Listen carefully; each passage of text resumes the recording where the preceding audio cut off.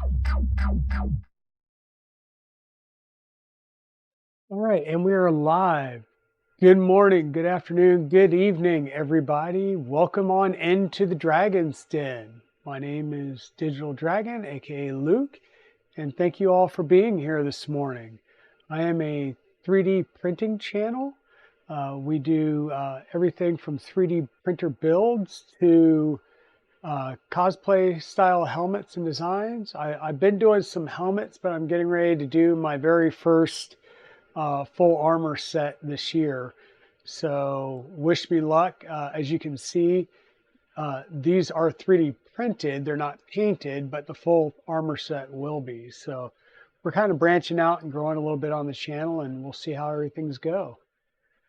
So I see Westry One's here, Everything Plus Ultra's here, but he's on the way to the pool. By all means, enjoy the pool, especially on these hot days. Westry One got up early this morning and went for a ride on one of her horses known as the Black. Okay, that's what I thought, because I saw you popped on like 3 different times, Westry One. So yeah, some technical difficulties with the internet, which I kind of was thinking might happen, depending on where you were riding and what your internet through your phone would be like. But good. I'm glad you had a good ride, though, even though the Black was grumpy.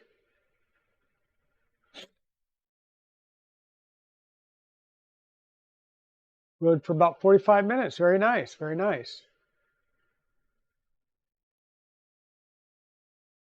Oh, thank you, Everything Plus Ultra. I will say, if you've seen the teasers that I put on Twitter, you will know that we do have a print. I couldn't wait, and I wanted to make sure that I got things, I don't want to say dialed in, but that I didn't have any hiccups. And there were a couple of hiccups that I'll go through and chat with everybody on throughout the day, as far as, you know, what it took to get this finally done. One thing that I do want to point out, all of the end caps on this kit are the CNC aluminum end caps, except for one, and that is this one here. This one is a printed ABS end cap, right? The rest of them are the nice CNC end caps. This one, apparently the center hole that the 12 millimeter rod goes through was drilled at an angle, is the only thing I can come up with. I took several pictures. I can post them up on the Discord, but I have reached out to Additiva via email yesterday. Well, I reached out via chat. They asked me to send an email with pictures. I did. So we will see what comes of that. I haven't had a response yet, but it is the weekend. So we'll see about getting a response on Monday. Sorry for the camera going everywhere. Autofocus, do your thing. There we go, boom. And sorry for the glare. I've got to figure out like some type of, I don't know, some type of polarizing lens. This is common whenever you're looking at an LCD display, and it's a brightness issue. But I think if I could make like a little like sun visor type material, it might actually show up better on camera. Can't wait to see this on the wall. I would have to really I'm going to have to figure that out. It may go on the wall. It may stay on a bench top. I've got some things rolling around in my head. Oh, and before I forget, Westry One, we need to talk later today. So if possible, I will DM you my phone number so that we can chat. I need to talk to you about something. But just before I forget, maybe DM me or whisper me on Twitch so I remember at the end of the stream to reach out to you and get you my phone number so we can chat. And yeah, it was a pre-production print. It was really, so when I got the Ender 3 kit, right, all I did was open the box and make sure that the parts were there. I did not build the Ender 3. Okay, cool, thanks. I did not build the Ender 3, so I was not sure if it would push plastic. I could tell that plastic had been pushed through it because the nozzle tip was dirty. And once again, it was a used Ender 3. So yeah, I wanted to make sure that I could push plastic. Part of that also included, was there firmware on the printer at all?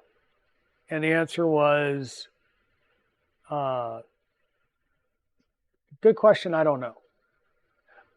So the USB drive that it came with, or the SD card and the little USB card reader that it came with was completely blank. So I had to, there's no test files or anything like that. I had to use the firmware, and I'll walk through. Okay, thanks, Westry. I'll walk through what I did since the last stream and now to get this print on the belt. So where did we leave off in our manual? We're getting close. So we had just finished wiring everything up, and we needed to get into this section here on firmware. So where do you get firmware? I chose to stick with Marlin for right now because I am using the standard Creality board. I will be changing it out. In fact, a SKR Mini E3 V3 should be showing up in a little bit today from KB3D. I did order that and a couple of other things that I plan on using for a couple of other builds. So that stuff will come in today, along with a few other things from various places. So firmware wise, you have to go out to the, let me switch windows. So you have to go out to the belt printer website. And when you come out here on the menu side, you'll get the home, the Lynx 3D, which is the 90 to 45 convertible belt printer, which is a full up build, not a kit conversion. You have the Core XY kit, the Ender belt kit, an artillery belt kit, Voron belt kit. This is like a 90-degree kit. So it's a Voron 2.4. I believe it has to be the 350 size. There's parts and accessories, and then you get down to belt kit resources. When you click on here, you'll come down, and the first thing up is the Ender 3 belt kit. And you'll have the assembly manual. This is the manual that we have been going through for the last little bit here. You'll have the screen bracket. That's the bracket that holds your display screen. I will tell you, it is extremely flimsy and extremely floppy. And this is ABS Voron settings, so 5 top and bottom, 40%. It's very floppy. So what I did was I took this and just increased the height and doubled it. This is 3 millimeters. I made it 6 millimeters. So for the M5x8 screws that attach the actual screen to it, that works fine. They screw directly into the plastic. On the other side, I swapped out the M5x8s with M5x10s. You can go longer if you wanted to. It's still somewhat floppy, but nothing like it was. Okay. So there you go. You also will have some older manuals, and then you'll have the belt kit STLs and profiles. You are going to want to download this particular file.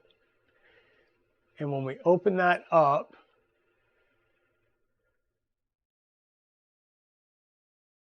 really, apparently it's a RAR file and it doesn't know what to use for a RAR file.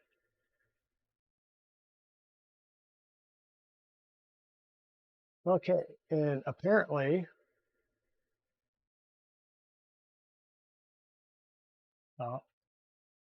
stop. Apparently, yeah, I need to download something because I don't have anything yet on this computer to do it.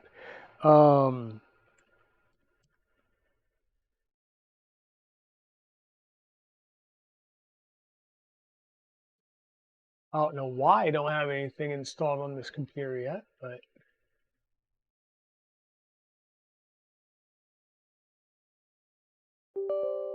so we will take care of that real fast. Give me 1 second.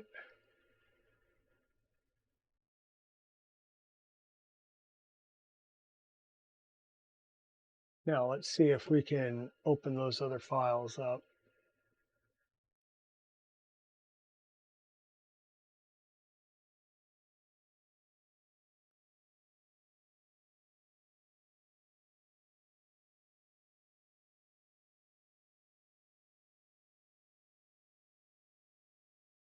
And we're going to play that again. I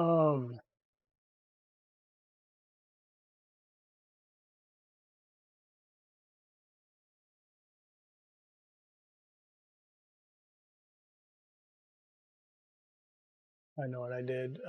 Bear with me 1 second here.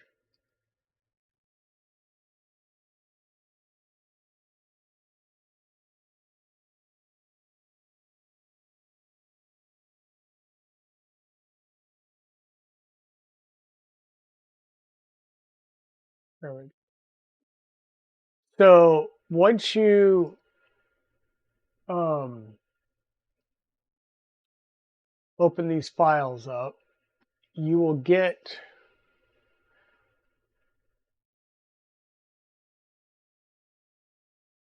I should really set this up just to show the whole screen.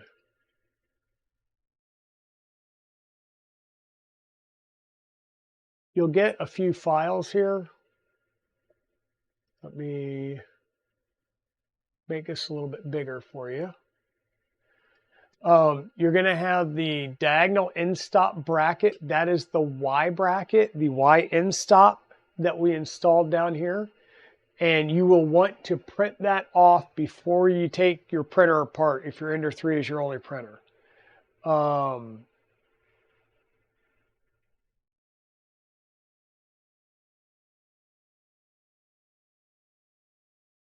my goodness, Pez Liz, you're gonna meet friends for brunch with 4 kids. How old are the kids?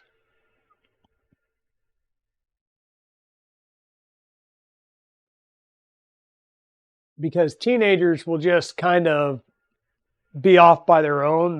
They'll brood on their own probably, but the young kids, they're the ones you gotta look out for. Oops.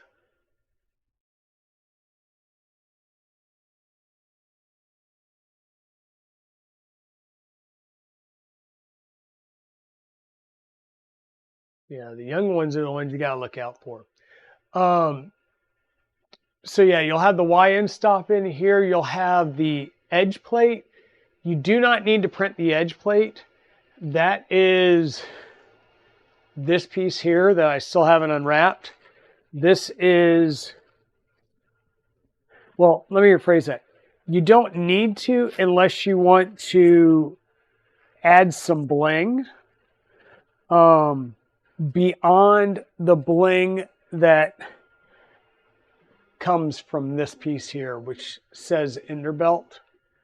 And this is designed to go down here on this front edge. It's going to be a tight fit, but it's designed to go down here on this front edge and just provide you a little bit of bling for the printer. I may not put that on just yet. We'll see how I feel about that. Hey, Tech Jeeper, good morning. How are you doing? Well, thank you. Yeah, we'll get into the way it prints and everything, and it's definitely been a good kit so far. We've only had a couple of bobbles, so.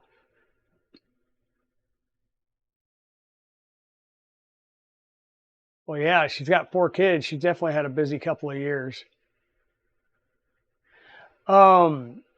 Next up, you'll have a IdeaMaker profile and a Cura profile. Now, hey, Edge 3D Scott, how's it going? Clipper or Marlin? You don't have a Marlin profile anymore. Okay, if you would be so kind as to send me the Clipper one. And is that Clipper on a SKR Mini E3 V3 or on the stock controller?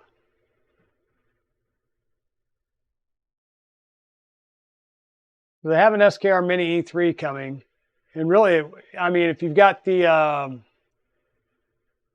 yeah, I'll take what you got, Scott. We'll work on it. Okay, awesome. Thanks, bud. Oh,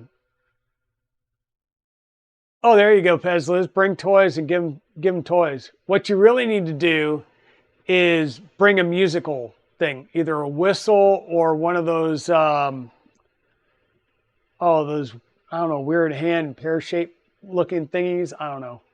Bring something that makes noise. That'll really make your friend Laura great. Yeah, loud toys. Loud toys, yes. It's just start G-code that's different. Okay, all right, cool. Thanks, Scott. So, I'm with Scott on this one. IdeaMaker is a learning curve if you're used to Prusa Slicer or even Cura. The problem is if you follow the manual and you download Black Belt Cura, in fact, we'll check that out in a minute. Let me.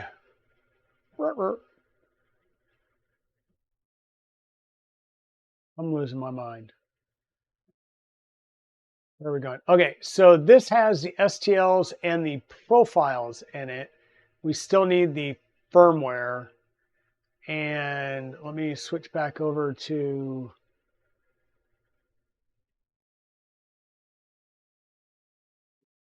when that happens.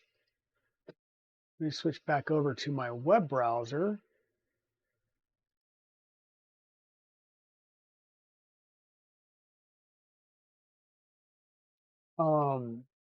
And we have to scroll down to get the firmwares. Now you'll notice they have the firmware for the 422 board, for the 427 board, for the Ender 3, Ender 3 Pro, and then also a 427 board for an Ender 3 V2. And it's critical that you get the right one for your setup. So remember when we were doing our wiring, one of the things you wanted to do is check and see what board version you have. If it's a 422 board, you need to load the 422 firmware. If you're an Ender 3 or Ender 3 Pro with a 427 board, you need to use that. And of course, Ender 3 V2, you have to use the right 427 firmware because it uses a different display. Okay, and exactly. That was what I was going to get into, Scott, was if you go out to the link that they will provide in the manual for the Cura Black Belt, it is way, way out of date. In fact, we will scroll down here just a little bit to the Black Belt link that they provide. And you will see here the Black Belt Cura 3.6.2 for Windows. So I think Cura's like on, well, I don't know. I just saw somebody that had posted in the Facebook group that got Belt working on, I think it's like 4.13.6 version of Cura. But it involves adding like 4 different plugins, and 3 of those are in the marketplace, and one of them's off somebody's GitHub. So it feels a lot like a kludgy workaround.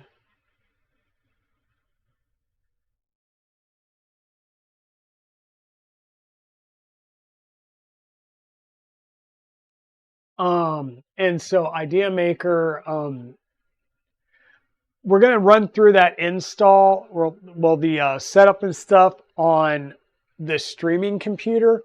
I did it on my Mac because I had it installed for another printer that I was playing with, and it works fantastic. As you can see on the, well, as you would see on the build plate once I resize the window here. Bring this back down here. So as you can see, it has worked. I managed to get something out of it. So yeah, I went with IdeaMaker and then used Scott's. So you'll notice in the files that there is a printer profile, but there isn't a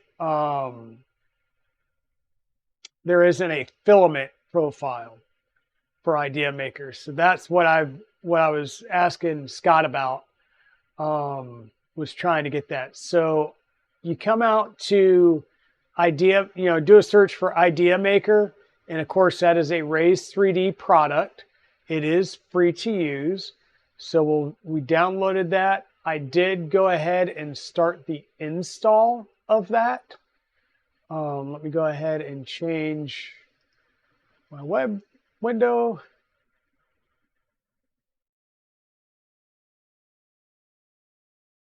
And we are at IdeaMaker. We're going to try and run through this and see if I don't make a mess of things. Okay, so with IdeaMaker, first time running it, it's going to run through a configuration wizard and ask you to select a default printer. So let me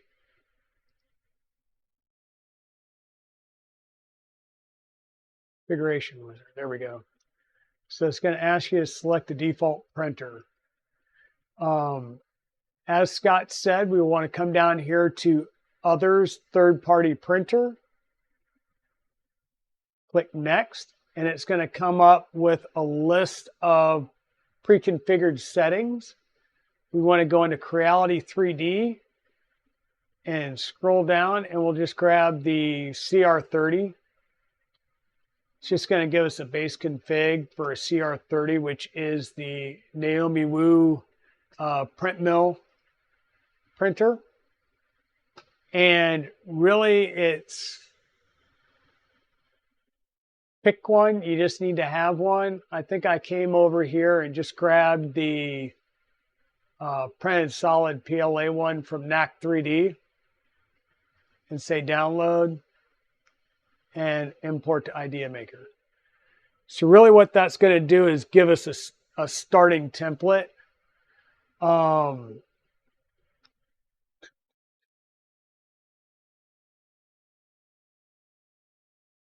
So splicing template, blah, blah, blah, blah, blah, blah. And we're using the new filament. So this is going to say everything that we just selected, and it's going to give us something to start with here. Okay, I'm going to switch back the, okay, it did switch back, good. I am going to close that just to get it out of the way. And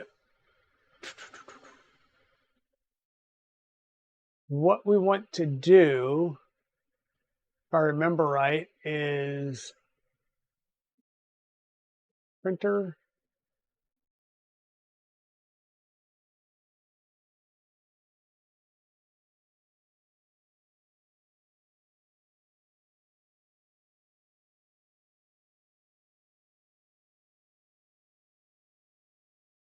No.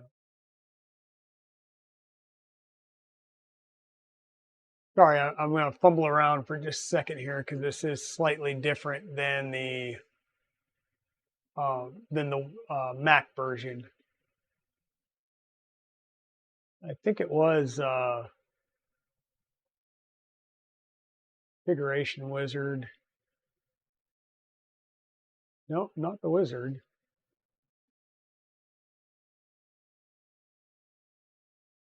Printer settings. So printer settings down here at the bottom, there's an import command. So we're going to click on import and we're going to search for that file that we downloaded that would have the IdeaMaker printer profile. This is from Edge of 3D, Scott at Edge of 3D. And it comes up and it just still shows the CR30 print mill as the printer type. Printer type abbreviation is an Enderbelt. I actually just changed this and made it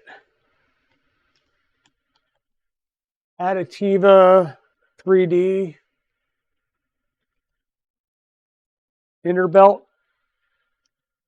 It doesn't matter, you don't have to change it, but your X is 235. Your build depth for your belt is 9999, you know, kind of infinite. Yep. And then 180 for the build height. The CR30 is, I think, is like 220 and 170 for those. And I didn't come in here and change anything else. I was just looking at, okay, there's the E-steps, no compensation, blah, blah, blah, thumbnail. You know, I just kind of looked at this to see what information was there. You say, okay, and I'm going to save that.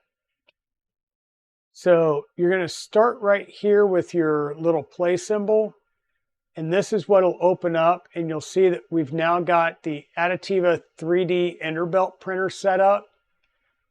Your extruder is set up for the Raise 3D PLA.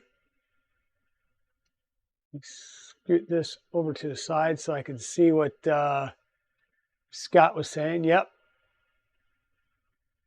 And normally there, I believe in his video, he said, you know, use the Raise 3D PLA 1.75 V2 hot end. And then there would be one that says templates. Well, we don't have his filament templates because there wasn't,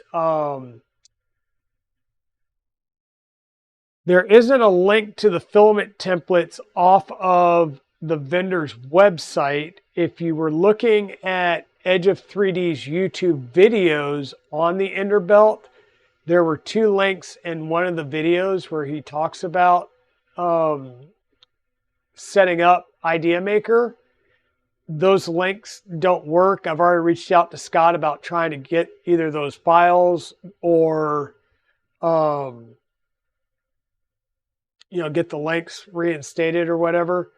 So what I wound up doing was just come over to the edit settings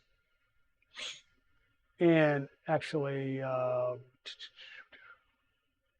it edit settings? No, I didn't say, what did I do?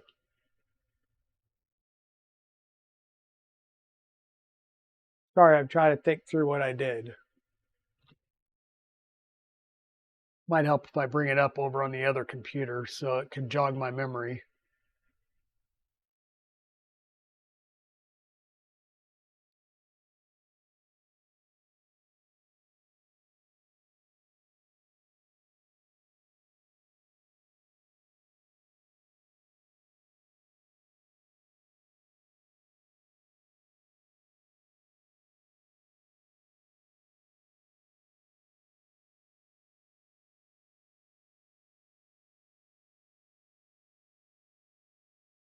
Okay. I think what I did was I came down here, found that one that he suggested, which was the PLA 1.75 V2 hot end.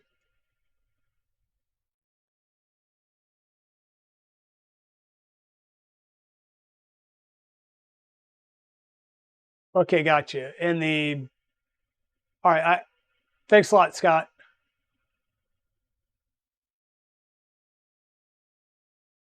Thank you much. So what I did was I came over here, and that's the name of the profile that we were working on. And I said, add/duplicate. And I wanted to duplicate the selected one. And then I just changed the name. I actually called it, strangely enough,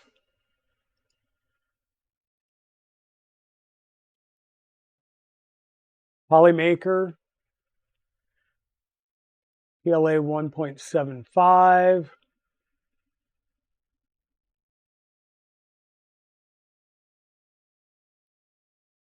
Rather than V2 hot end, I just put Creality hot end. Because this has got the stock Creality hot end, I'm not running the updated ByQH2 V2. So I just made it stock Creality hot end. Type of filament was PLA, of course.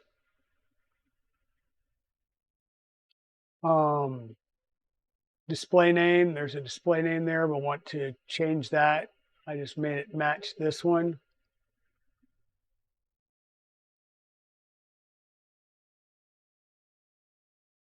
Quick copy paste.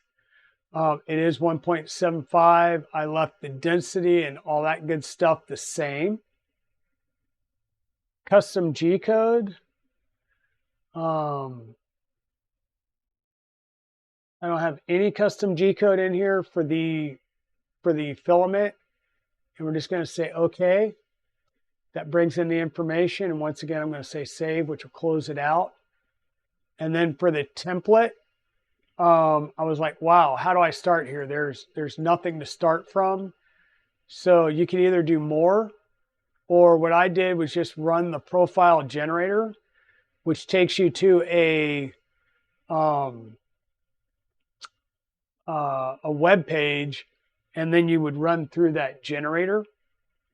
So you click on that profile generator, and let me switch my view real fast so you can see what I'm doing.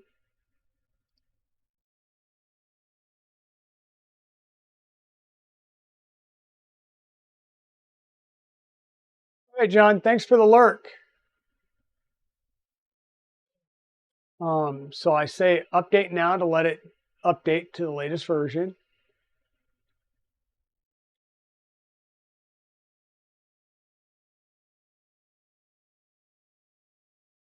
I'm going to tell you to,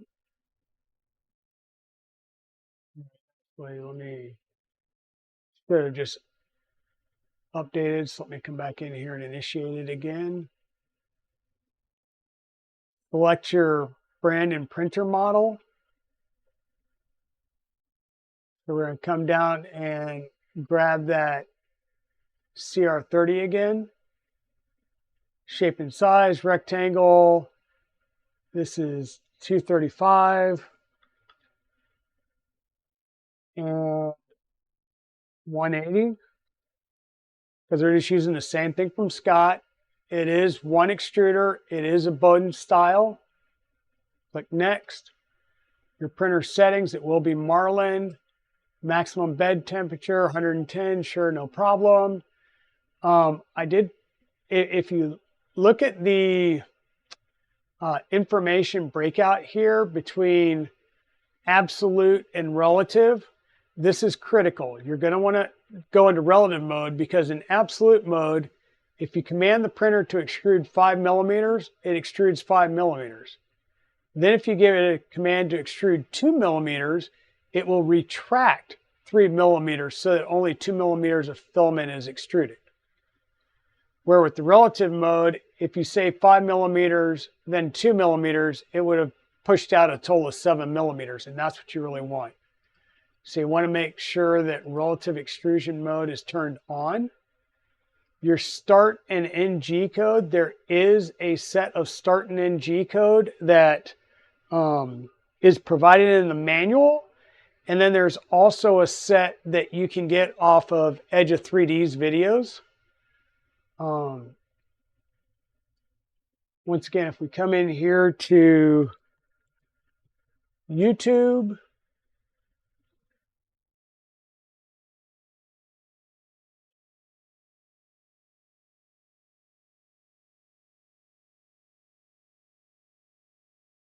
come on. I think the batteries are starting to go out on my keyboard.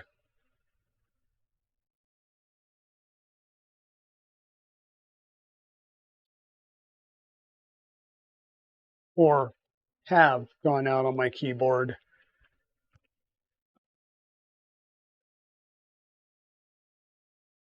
Give me 1 second while I see if I can't solve this problem.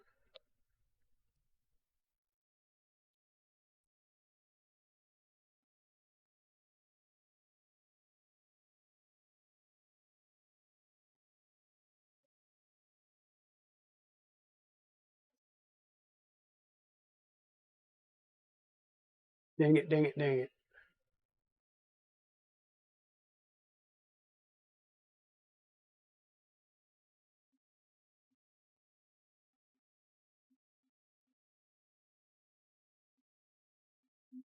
Okay, folks, my apologies. I'm going to put you on the be right back screen because I need to run downstairs and grab some batteries real fast. So I will be right back.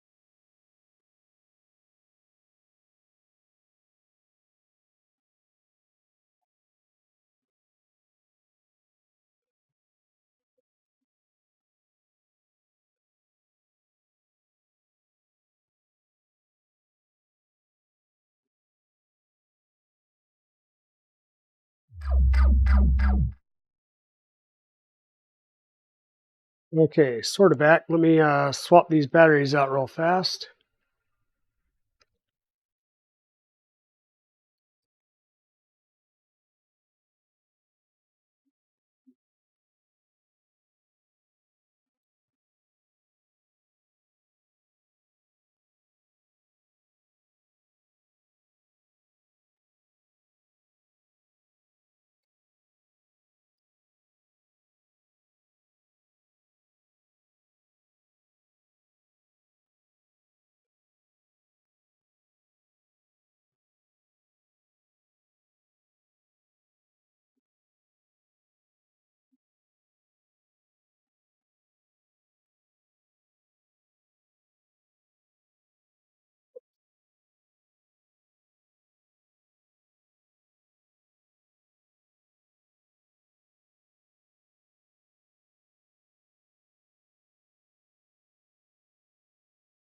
And we're going to scroll down here to Mr. Edge of 3D's videos.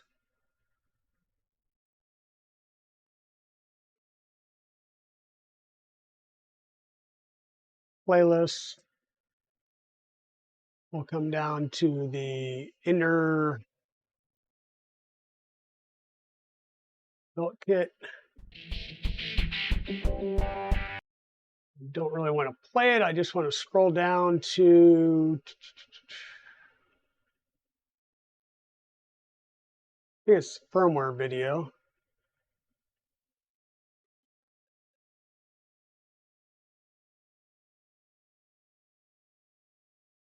Nerve.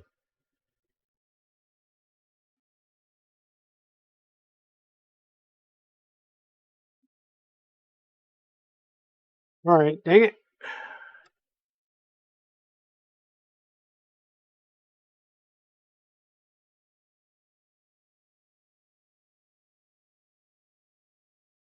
Actually, it'd be in the IdeaMaker video. There we go. So here's a start and end G code that we can use.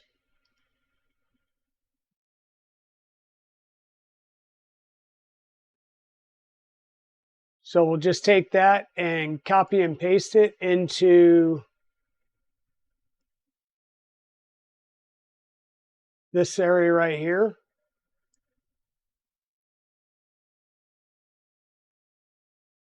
So there's the start G code, the end G code.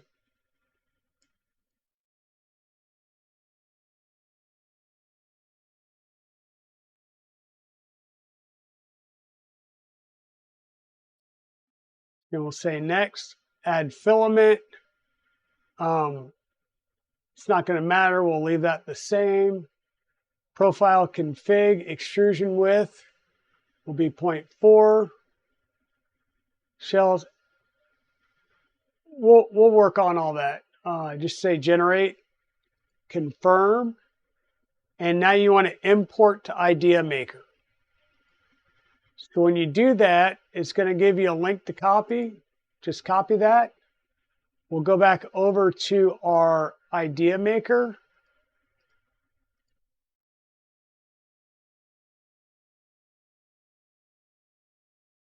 And you'll notice that it's already keyed up and says, oh, do you want to download this profile? Download it.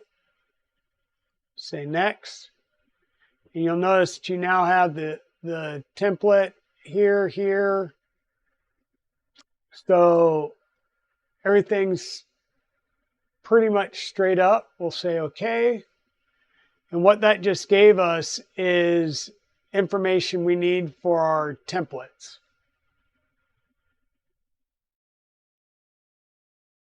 Okay, I will switch this back to the Creality hot end. Oh, dang it. No, you gotta stay there. Gotcha, because that's what gives us our template. So we'll close that and we would just import a model.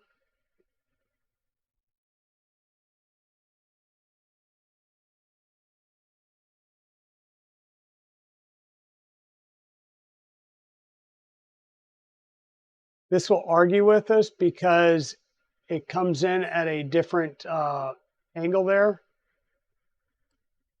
So all we need to do is rotate it and bring it down to the build plate.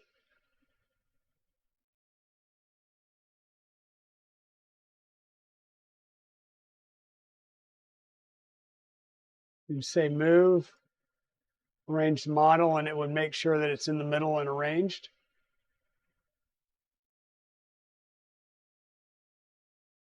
Weird that it does that. This is giving me a different view than I'm used to seeing on the Mac.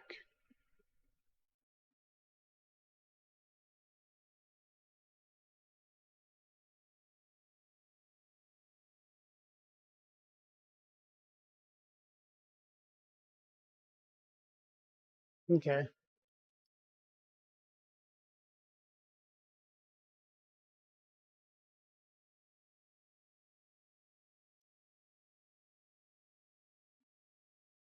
Anyhow, firmware, because that's where we were kind of at before, wasn't it? Was talking about firmware, and now I'm into IdeaMaker.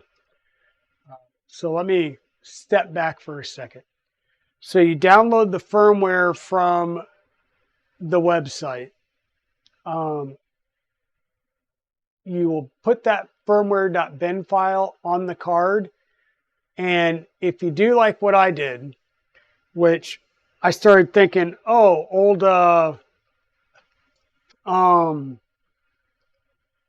clipper thing, right? Everything must be firmware.bin. I'm going to switch back here to the website, close that, close that, close that, close that. Let me go back to the belt printer website.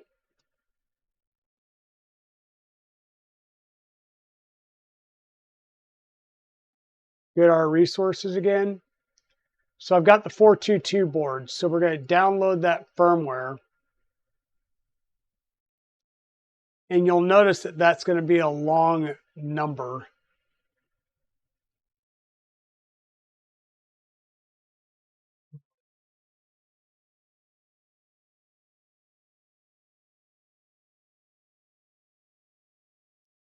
Okay.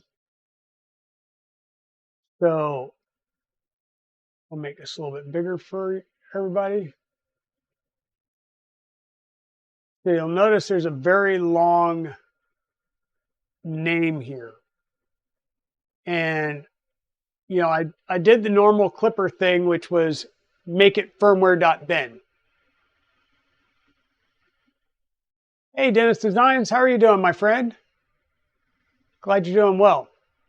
So resist the urge to rename this file to firmware.bin. Because what I did was I renamed it to firmware.bin, you know, copied it to the SD card and renamed it firmware.bin. Put it in, flip the switch, and I'm presented with a blank screen and nothing more. And I'm like, shoot.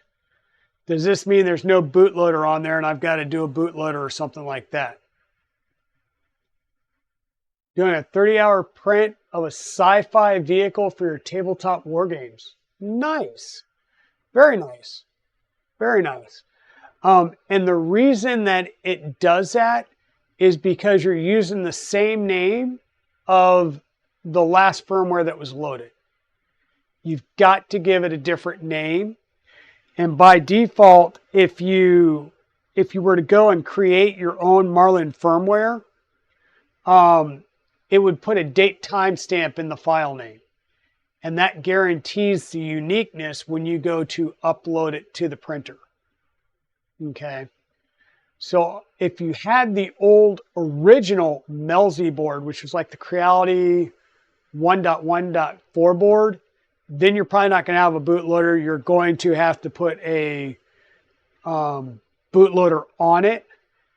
Go watch Teaching Tech's video. And I went and looked, and my original Ender 3 did have that Melzi 1.1.4 board, which had the 4988 drivers, which is very, very noisy. But on this board, just take that firmware bin file as it is and copy it to the drive, plug the SD card in, flip the power on, and it will flash the firmware. Shouldn't be a problem past that.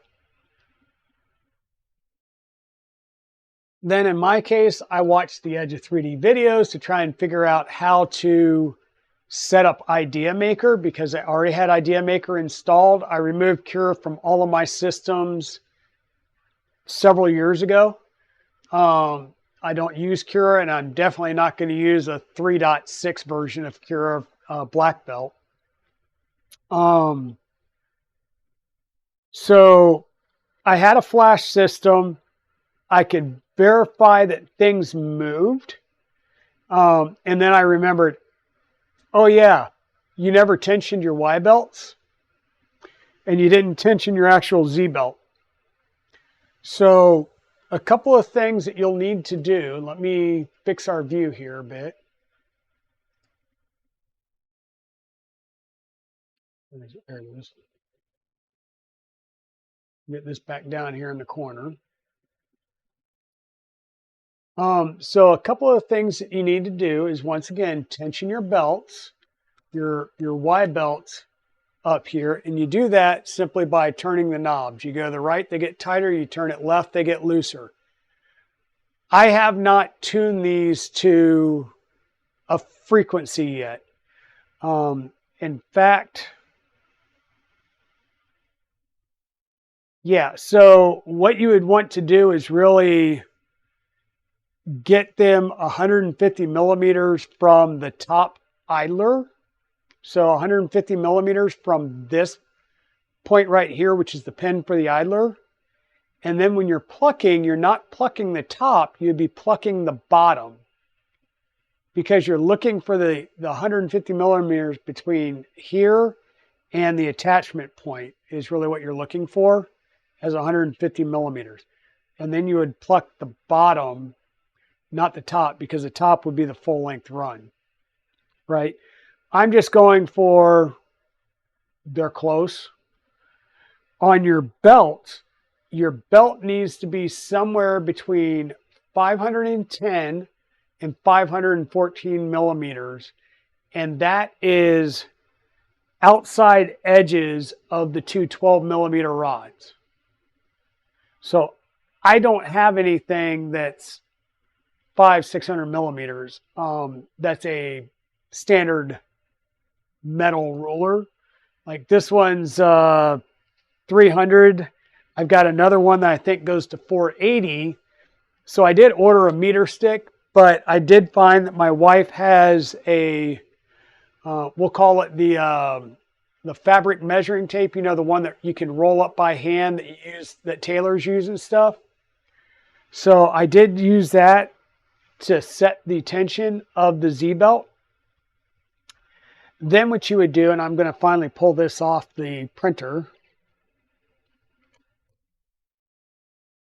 Then what you would do is you need to set something on your belt. So move your head to the middle, grab a level or other long straight object. So I happen to have a level here, and you want that to go roller to roller, right? You'll do it on one side and then the other. And what you're going to do is loosen the bed springs, you know, turn the wheels towards the back side of the printer on this side. You know, basically you're turning turn them to loosen the wheels, and that will raise the bed up. And you want the bed and the belt to come right up to the bottom of your level. You don't want to raise it up. You don't want to tilt it. You just want it to come right up and provide a level surface. So you do that on both sides. Now you've got your belt level, right, and supported.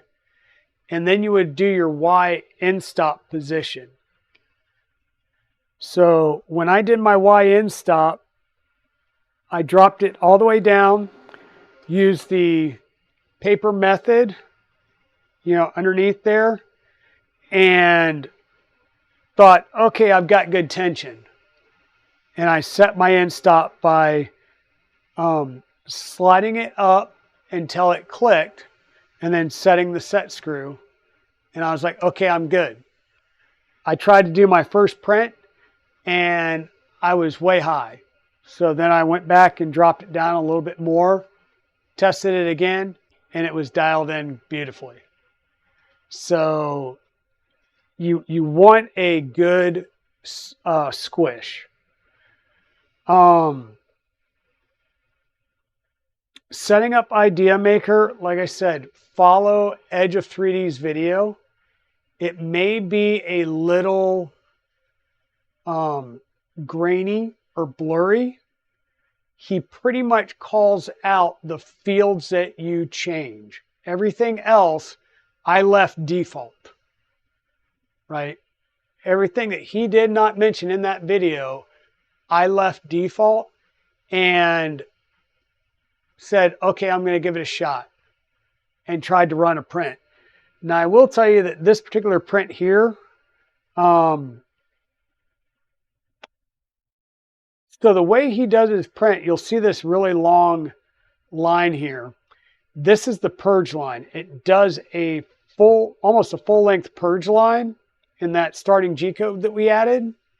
And then it starts to print right on that purge line. And that just gives it a little bit of added hold when it does that print. And it just pops right off on that purge line. Now, when I printed this, I did use infill for this model just because the intent for this one, this is a Toys for Tots, was it Roly Poly Penguin? And eventually what I'm going to do is try the M808 command and see if it's in this particular firmware. If not, I'll have to work on that. But yes, is it pushing plastic? Well, let's see. We'll go down here to print from media.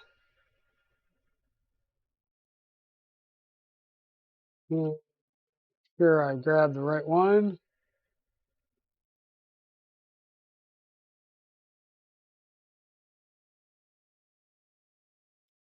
Say print. And we're going to print another one of these. I did use your technique, Scott, for adding the M808 command into G code that's already been sliced, to see if that would work. I think otherwise, okay, so the M808 command is a looping command, right? So what that does is it is right at the beginning of the print, you do an M808 space L and a number. That tells it how many iterations of the print it's going to do.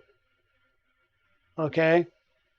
And I believe it was hit enter and add another line that zeroes out the Y and zeroes out or sets the Y to 0 and the extruder to 0. And that's critical because if you don't do that, it will give you some problems. And then at the very end, you'll just do another M808 command that tells it to go look for the one at the beginning. And that's how it does the infinite loop. The only other way to do that is to basically say, I want to add 30 of these in the slice, which dramatically increases the size of the sliced file. Right, so doing the loop's a lot easier. And I believe there's a way that you can set that up in the IdeaMaker firmware, or I'm sorry, in the IdeaMaker slicer software. I just need to take a look at it and try and work my way through it. So I did start the print, and what it's working on is heating up the bed. So the bed just got up to 50. It's heating the nozzle up to 200. And then it's going to go ahead and do its home.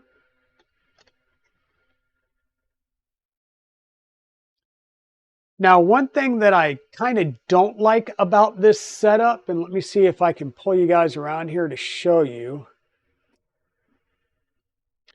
is when you set your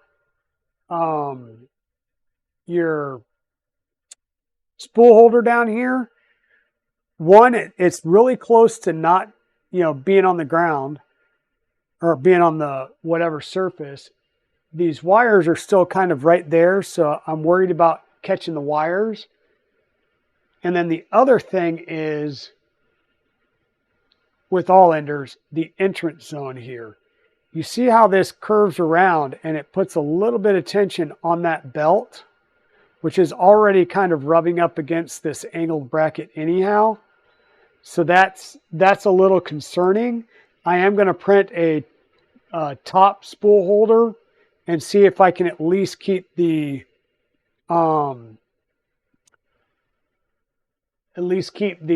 filament from rubbing against the belt. And this is that almost full-length prime line that it does. And you want to make sure that you've got a pretty good squish on this belt. There is no glue on this belt. You can see a little bit of the residue, but it is going to start printing here, and we are going to get our first print. In fact, I kind of wonder if I set this like right here, it should just keep moving with it. And we'll get a printer cam just like that. But we are pushing plastic. This is the standard Creality nozzle. Everything on here is standard Creality Ender 3. I haven't made any changes or modifications yet. I do have a Revo CR that I was planning on putting on this printer so that I could use the belt nozzles. However, I wanted to make sure that this printed first, and I may or may not have ordered the upgrade kit that will make it linear rails on the X and Y axis and includes the the ByQ H2V2 extruder. Now it's the standard one, so what I'll do is I'll just buy the Revo version and install the Revo version instead. And that'll take a while to get here, so down the road we will do that conversion. We will do another revisit on this. But what I plan on doing is really playing with this printer as it stands. I'm probably going to swap the board for the SKR Mini E3V3 when it arrives today. Just because, one, I like that board a little bit better. And yeah, I just like that board a lot better. It will hopefully quiet the printer down. You can hear the whine. And if you can't hear this whine, go to Twitter and just look at, click on me and you will see a tweet from yesterday where I did a little video clip of this. It does have this, dot matrix whine. I'm not sure if the mic's picking it up or if my noise canceling's killing it. But it does have a pretty good little high-pitched whine that'll get annoying after a while.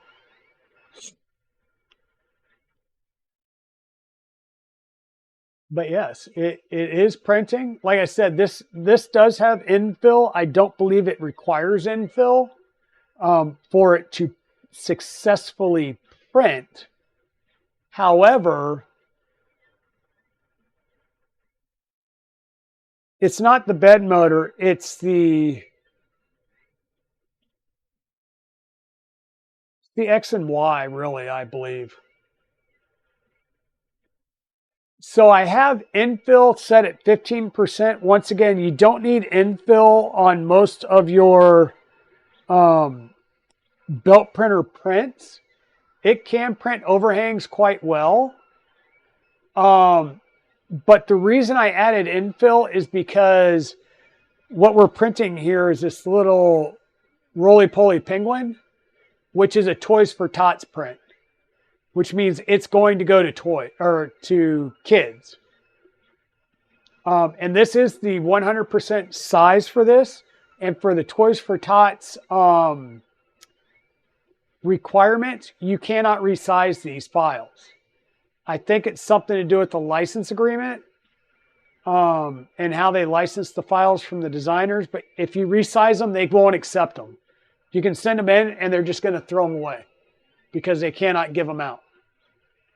So because it's a toy designed for a child, I decided to add infill just to increase the strength and durability so that they would last longer in the hands of little ones.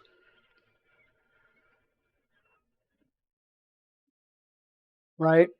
And like I said, we've got a few extras, like, I don't know, a handful of screws here and there, but nothing major.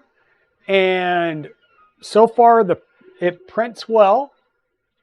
It is not a speedy printer by any means, but no belt printer is going to be speedy. I want to say this is slicing at some, or slicing. This is working, I think, at like 40 or 50 millimeters per second. I might work on speeding it up a little bit, but slow printers are not a war crime, the free heathen. Slow printers are perfectly fine as long as you get a print that succeeds. You know, if you, let me see if I switch. Nope, wrong view. 2. That's the one I wanted. There we go. Slow printers are not a war crime. I've got fast printers behind me that print fast. While we were sitting here, you probably didn't even realize that I printed the part to do the to be able to move the spool holder up here on the top. And yes, good morning, free heathen. How are you doing today? So yeah, zombie. If I remember right, even on the Creality silent boards, it's supposed to just be X and Y that are silent, and the other drivers are standard drivers, high noise.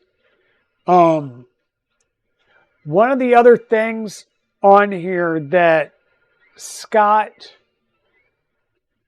harped on a lot in his IdeaMaker profile video, once again, please, please, please, I cannot do any better than what Scott did. Go watch Scott, Edge of 3D's videos on these belt printers. He has put numerous hours into making these things work, and I watched the crap out of them before I even thought about buying this kit.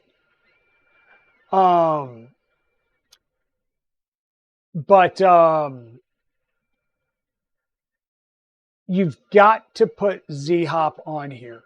If you do not slice with Z-Hop, which will slow down the print, you will most likely rip prints off the belt as the nozzle drags over the print. So do yourself a favor, put Z-Hop on there and just suck it up. You could probably start ramping up the perimeter speeds and stuff like that a little bit. But once again, this is not going to be a Speed Demon printer. If you want a Speed Demon printer, get the Core XY version. You're just not going to get the belt out of it.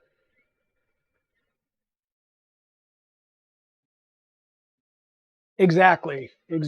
Finally, a really use for Z-Hop. Yeah. All right, free heathen.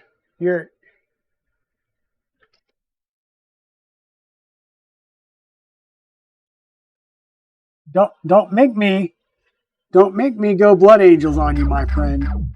I will go blood angels on you. I wonder, and be too high. It won't fit. I was like, ooh, I wonder if I could do a helmet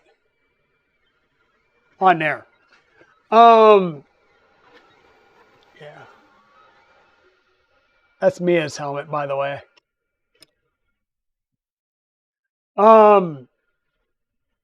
So the other thing that you need to realize when you go to slice in your IdeaMaker or whatever, just not smart enough to quit when you're ahead. Yeah, you just keep, you're like me and my OG ender here. It's like, oh, well, let me do this. That should fix this problem. It didn't, or maybe it did, but then it uncovered another problem, and it's like a never-ending problem stream. That's why I wanted to build this straight basic and get a print to stick to the belt. That's all I wanted to do. And I'll tell you this, I started the first print and I realized it was way too high and I wasn't going to be able to Z-adjust it enough. I reset the Z-endstop over here, or excuse me, the Y-endstop over here, and I hit print, and this came out. This is literally the second, or the third attempt, second print on this belt printer.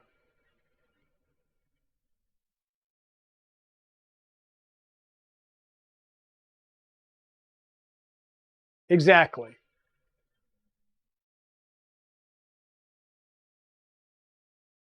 Yeah, so that's the, what is it? The Diamond Lynx 3D. It's also by the same vendor.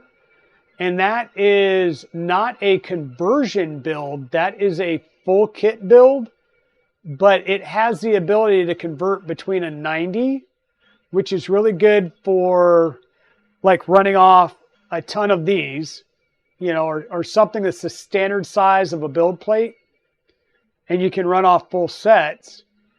And the 45 degree like this is great if you're doing a long print, whether it's the requisite I-beam or the Vinci on steroids, aka the Titanic, or you know, if you're really, really masochist and you do the Scott thing of running off a 5-foot rainbow silk PLA Falcor,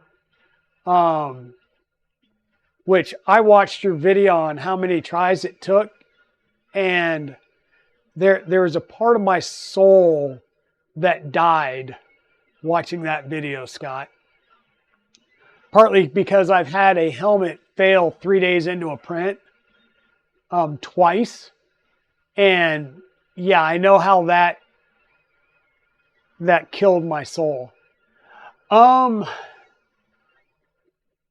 have no idea what this belt material is. It is not, so it's not like the baby belt. This is a pretty hefty, thick belt.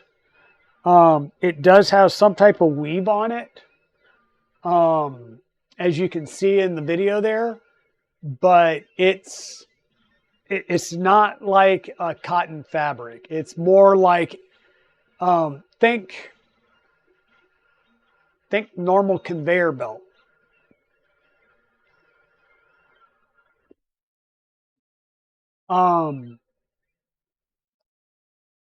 It's a polymer fabric with cardstock core. There you go.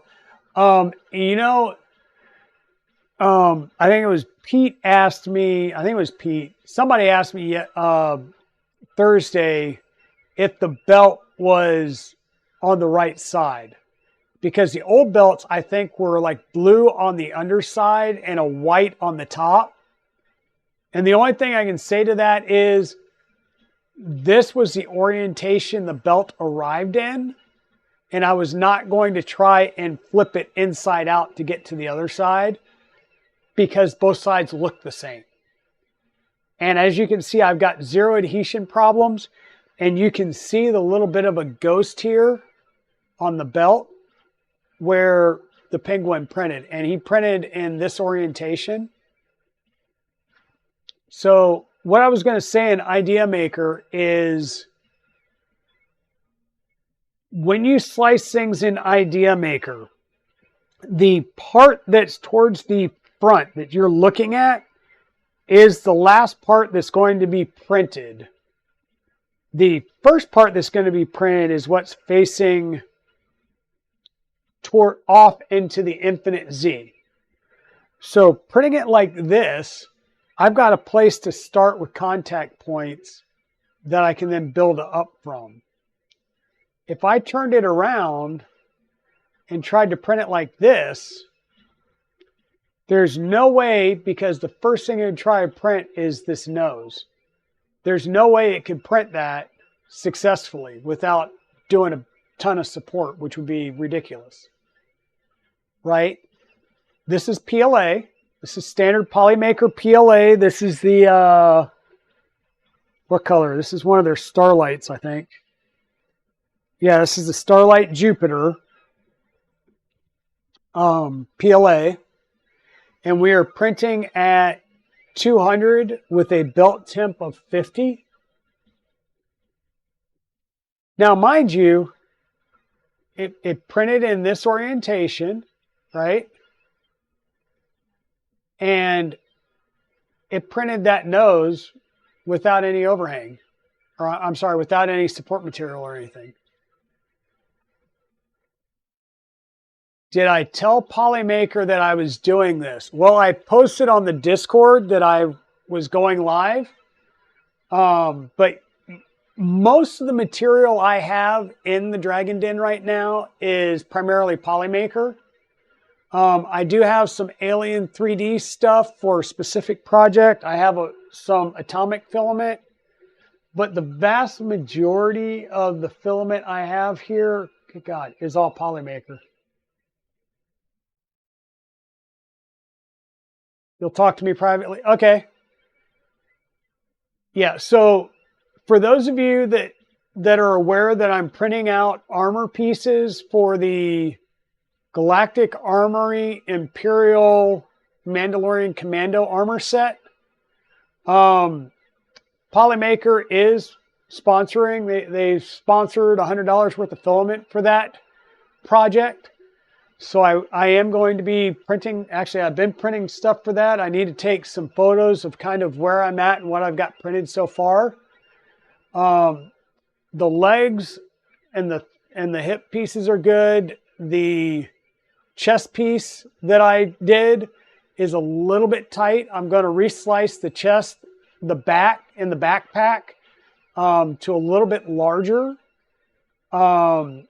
And then reprint that chest piece. But the chest piece I have, I'm going to use as a guinea pig to test, how to weld the parts together the best, whether that's, staples and epoxy, CA glue to tack it and then follow up with epoxy, or how I'm going to do it. But I'm going to work through that methodology as well as some basic painting on a part that I can just sand off and keep going. So I will be working on that stuff and bringing that to stream as well.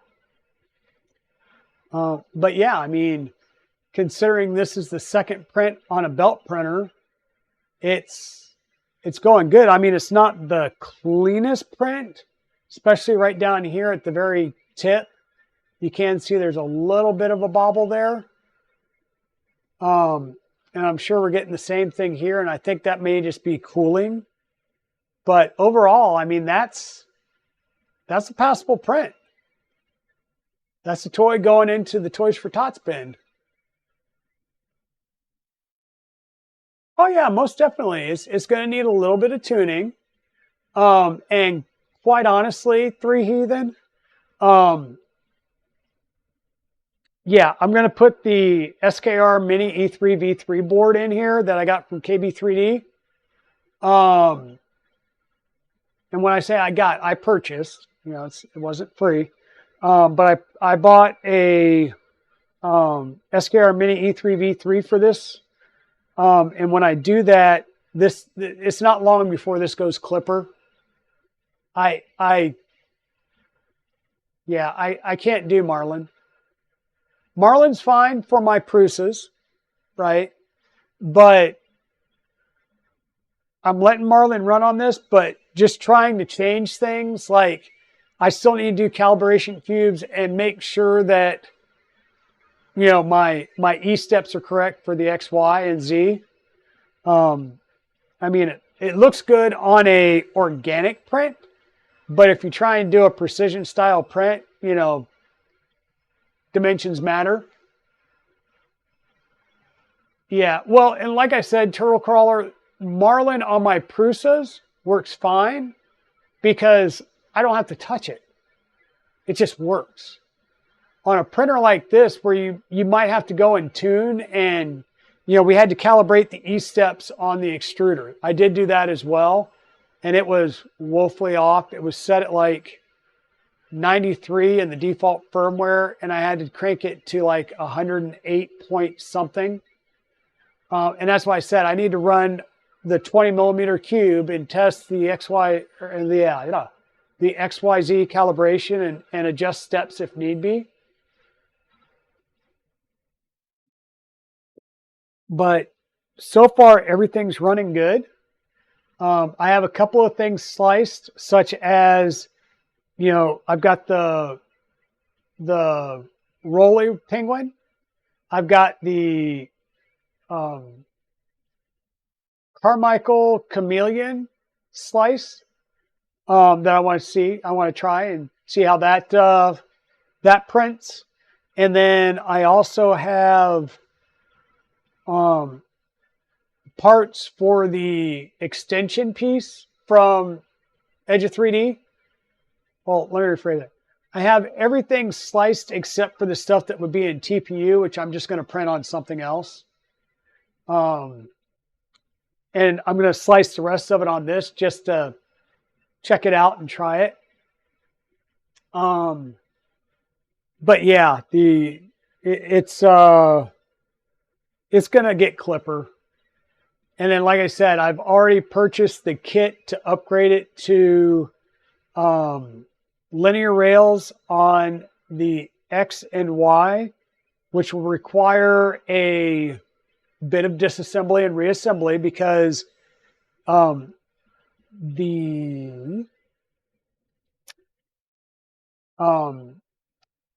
the plates up here will change. And of course the mounting plate on the extruder will change. And then it'll get a different hot end at that point because it comes with the ByQ H2V2. And once I get shipment notification, I'll go to whoever has one locally, and by locally I mean stateside, and order the ByQ H2 Revo edition so that I can use my belt printer nozzles. But yeah, I agree, Free Heathen. I definitely need to probably play this up with Polymaker a little bit so that they know that I'm doing these prints and I'm using their filament to do these prints. Like I said, there's probably a little bit of over extrusion still here. I haven't done anything with extrusion multipliers yet. All that will come. All that will come. But so far, it's a good printer. The fact that I was able to get the firmware installed, calibrate the extruder E-steps, and basically set up the slicer listening to Scott's video and go. And I had, like I said, third attempt, second, what's looking like it's going to be a successful print. So it's pretty cool. I like the idea that I'm going to pull this board out, put the E3D, or excuse me, the Big Tree Tech SKR Mini E3V3 in there, which is a drop-in replacement. All I have to do is put a JST connector on the one controller fan and plug it in. And there's firmware, Marlin firmware for the SKR. But even if I put Clipper on it, if I'm having a lot of issues getting Clipper going, then it's a simple fact of I could swap the board back out, go back to the Creality board, and I'm printing again. Especially if I want to start doing things like this, where I just start running them off like, hey, print a batch of 50, go. You know, then switch over to, you know, if I can get the M808 working, if it's built into this firmware, then that'll be great. I can say, hey, do a batch of 50, just go. And it'll just keep printing them and they'll roll off the end and boom, right onto the table. And then I can run a bunch of the chameleons off. You know, do like a batch of 50 chameleons in this color, swap reels to a different color, and batch out another set. You know, bada bing, bada boom. It's just that easy. Okay, Westry. So yeah, I like the idea of these belt printers. I've wanted to get my hands on one. One of the things I do want to try is, and Free Heathen, we've talked about it, of like doing like a chain sword or some other type of long sword print. I don't think I'm going to do a Titanic. Just not the thing for me. But I think doing like a chain sword, or because there's different versions. There's long ones, but there's also kind of like the shorter, like almost like a chain knife or a knife. So that would be something I want to try on here, just to try a longer print. At which case I would probably be doing that stuff in cosplay A or B from PolyMaker, just because it'll give me the durability and the sandability. And this is going to be primarily an open air, PLA or PETG printer for me.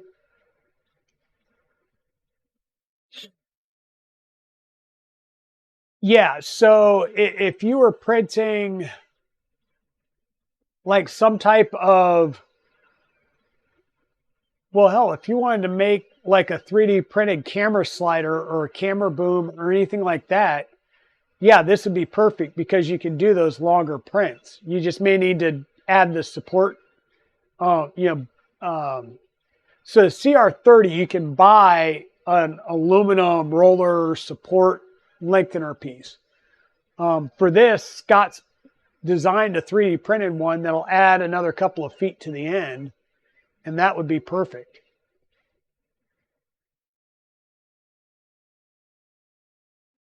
And really what you can do is, if you want to get the largest scale that you can go, it's literally just make it max width, and then whatever that turns the length into, and you can print it.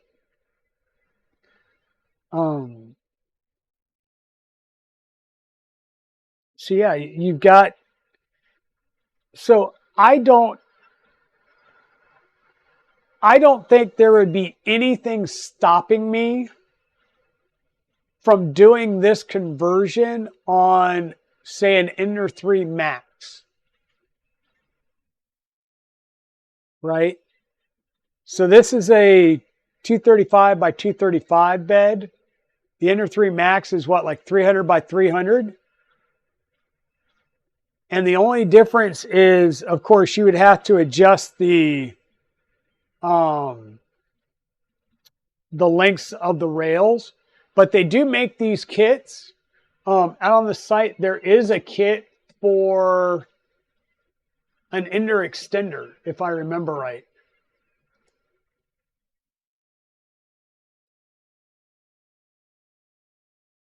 Yes. So they do have a version of this. It's considerably more expensive. It's $675, but it's for the Ender Extender 400 kit. And really what you would need would be longer tubes, because the end caps and everything would be the same. So I'm assuming it's just going to be the longer tubes. Pretty much anything that goes in this direction, that goes this direction. No, we're good. Would need to be lengthened, right? And then the additional uprights for your y-axis to make that triangle shape would need to be set appropriately.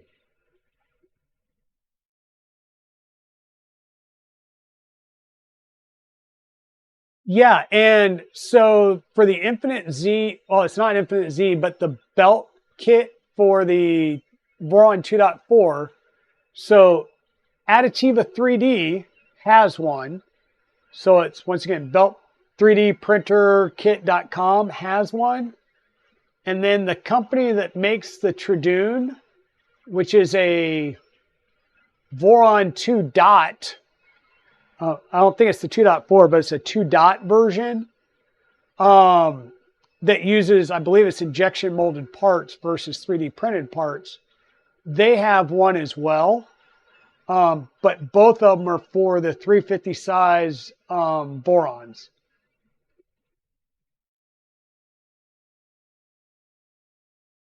And for the Voron 2.4 conveyor kit, once again, it's a 90-degree conveyor kit from Additiva 3D. It's currently on sale for $345. But once again, it's only available for the 350 version. It doesn't work on the 300.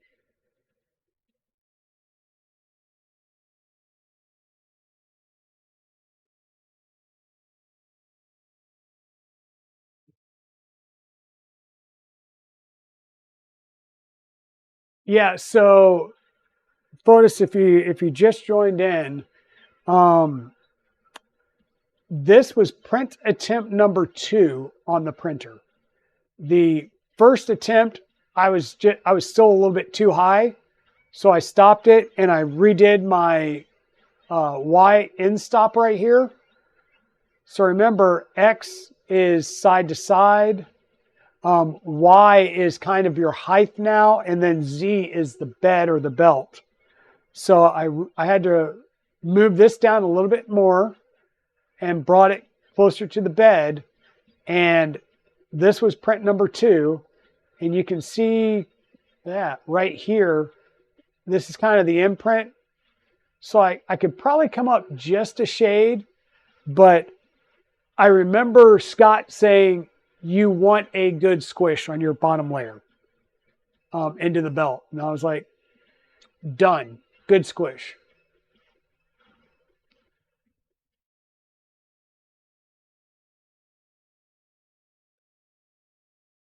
Oh, Timur, you're into the enclosed zero-G beta. Nice. Let me know if you have any questions, or definitely stay active in the Discord. Like I said, mine's back there, and it's basically just send and print. And I'm using Orca Slicer, and I'm using the Orca Slicer profile that Turtle Crawler provided. And it's literally, I will go into mainsail, preheat the bed and the hot end to 100 degrees Celsius, just to let the chamber heat soak for a bit. And then I'll say, with Orca, upload and print. And like I said, when we first started the stream here, I told it to print this bracket. And,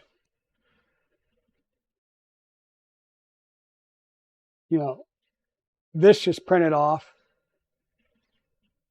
And this is the bracket that will mount up at the top here and allow me to top mount the spool holder.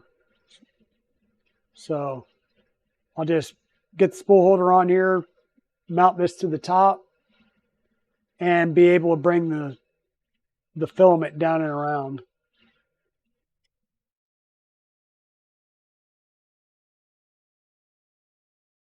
So yep.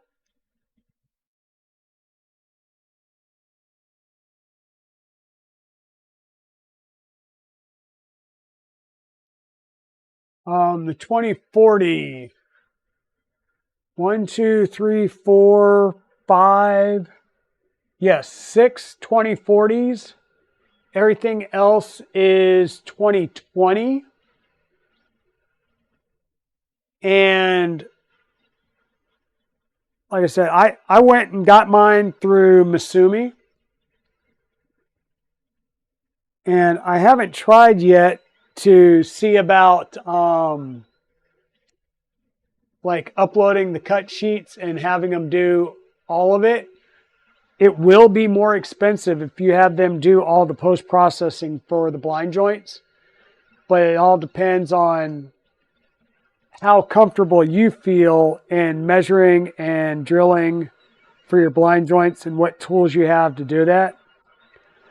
I was building an airplane, so I have the bandsaw, the drill press, and everything else. So it made my life a little bit easier to go ahead and just do the blind joints myself. It's not that hard, but it's, you know, having the right tools does make it easier.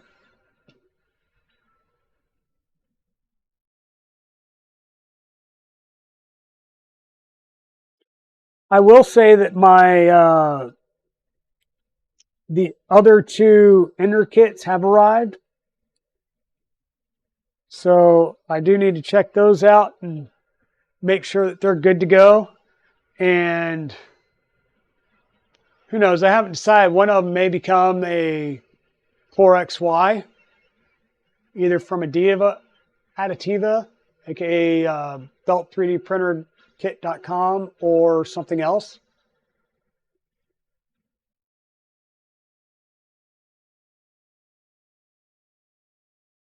Okay.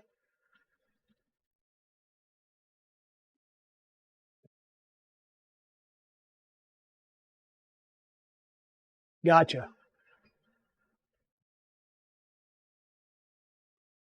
Yeah, if you're buying your extrusions from, like Amazon or Open Builds or something like that, make sure you have extras just in case you make a faux pas, or just because. Just because. It's always good to have a little bit of extra laying around. Ooh, I gotta make sure I don't dox myself here, but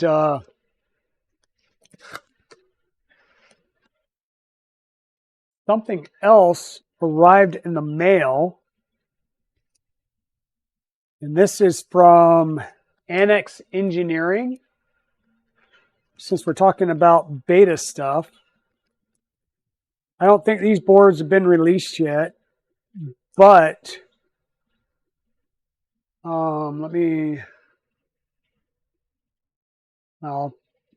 gonna pull this for a second. This is the board for the trad rack.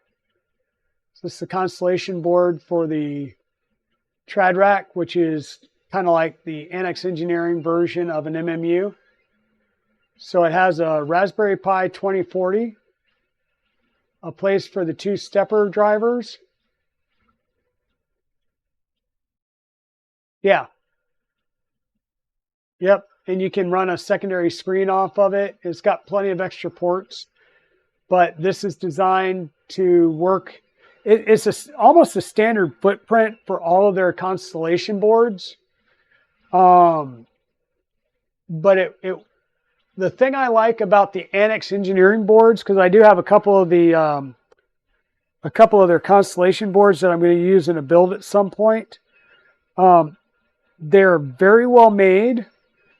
They tested all of these boards out before they shipped them, and they're all based on the Raspberry Pi 2040 controller and are set up for high voltage.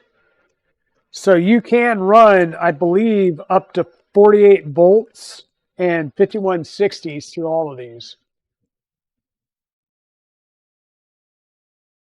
I have to double check the specs on the trad rack, but I know the Constellations will let you go high voltage for all your stuff. So if you're chasing the speed, or you just need it because you're going to be running a large printer and you need the extra oomph because you're going to be running NEMA 23s or something, those boards will work.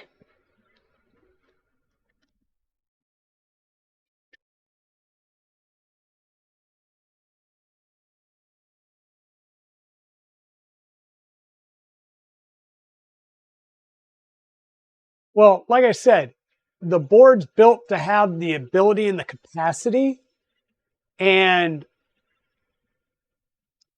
the trad rack is extendable to however many lanes you want to make it. So literally, you could have, say, a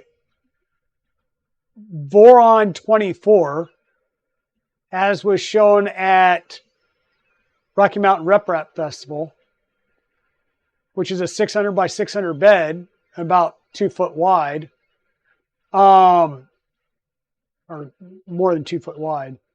And you could run a full length trad rack along the back, and however many lanes that you can fit there, you can technically program it and run it.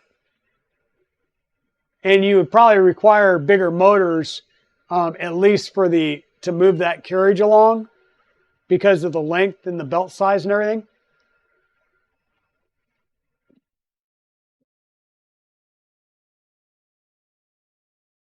Exactly.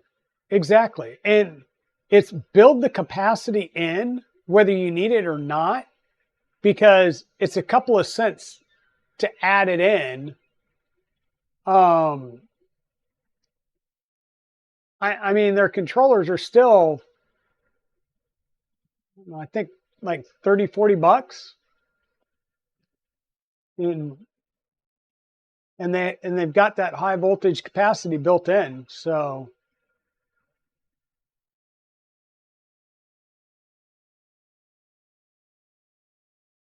yeah, one day I'm going to build something. I don't know if I'm going to build a K3. That would take a bit. We'll see. I might. Who knows?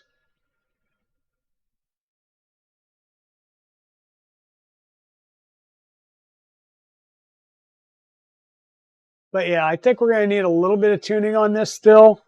But I mean, it's good passable quality already.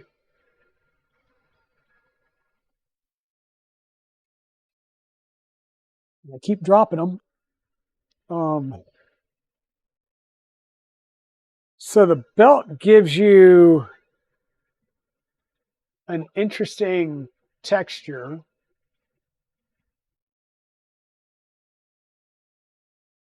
I'll set this down here, but I think I need to block that because it's picking up the movement. It kind of gives you an interesting texture on the bottom.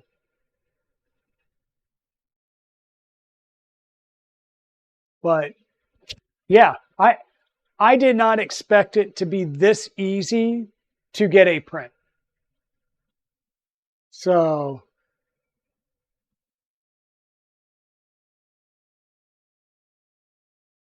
exactly. Their mantra is build quality and build in the upgradability as new things come out. And they very much, I've talked to some of the NX guys at length at the last couple of MERS and stuff, and they're like, yeah, if you want to build on a budget, don't build an NX engineering. If you want to build an NX engineering, just open your wallet, set it open, and the hell with the credit limit.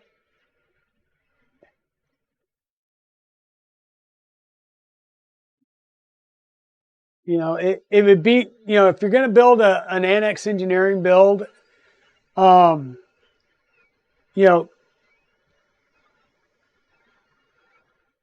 yeah, and that's the thing is, as kits come out, they should get a little bit more reasonable, but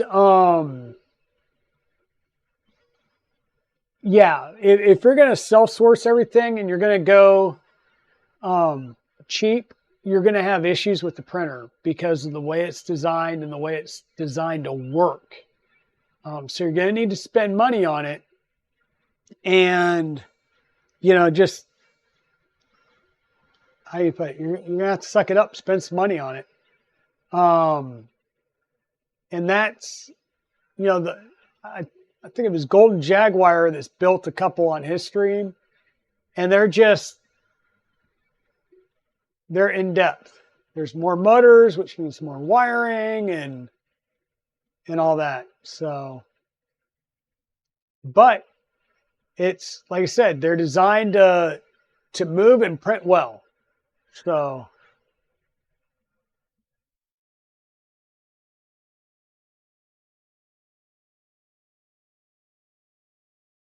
okay.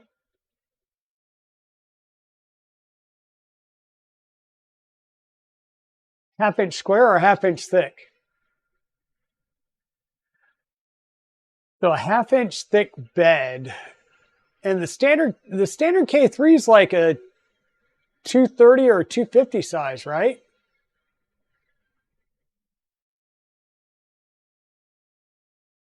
standard K3 build is not a large printer, if I remember right. K3 is a 180. Okay, there you go. Yeah, that's what I remember. You know, they're smaller, fast.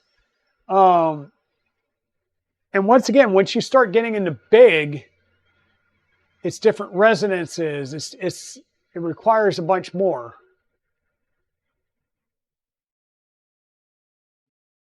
Yeah, yeah, 50 to 60 pounds for an ant printer. Yeah. Um,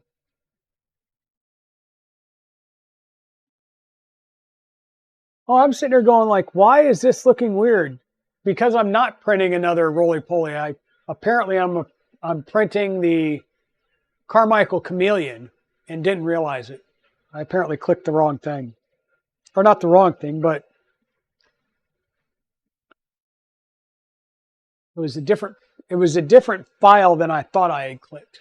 We'll put it that way.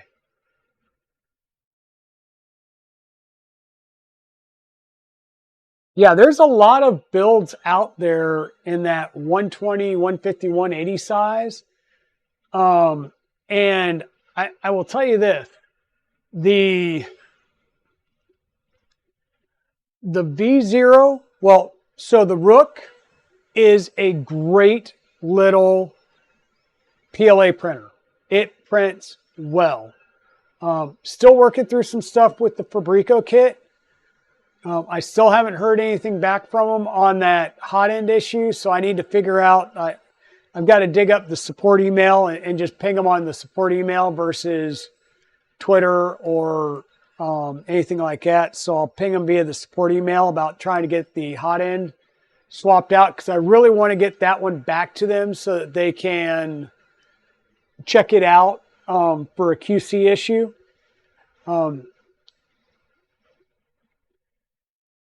Yeah, I'm on the Fabrico Discord. I just didn't see a ticket thing, so maybe I'm just not looking in the right place. So I'll try and figure that out. Zombie, have you pushed plastic on your Fabrico Rook kit? It's called Order Help. Okay, thanks, Turtle Crawler. I'll check that out. Yeah, in fact, while I'm sitting here, you guys tell me these things, and I'm like, if I don't write it down, I will forget it. So we have the printed roller cap. We did check the belt orientation. We tensioned the Z belt. We tensioned the Y belt. And we installed the firmware. And we got everything set up. So literally, the Enter 3 belt printer punch down list is done. I was considering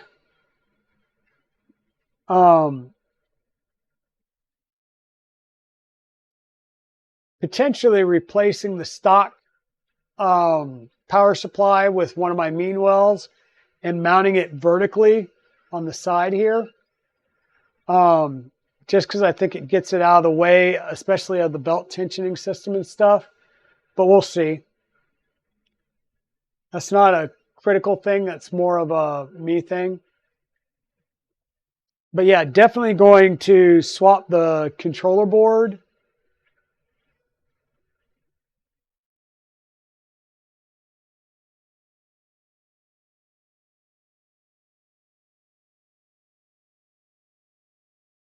Rock on. So Fabrico, you said the channel is Order Help.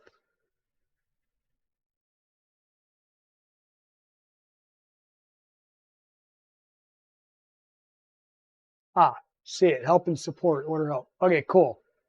Yeah, I'll definitely, now I see that, I'll definitely put in something there to get it back to them. And like I said, the kit-wise, the only issue I had was that one end cap that was machined erroneously. And I do have a email in with their support so that I can try and get that swapped out. Because I'd like to have the metal end stops back on there, but the plastic one's working for now. But let's see if we can't get this on the...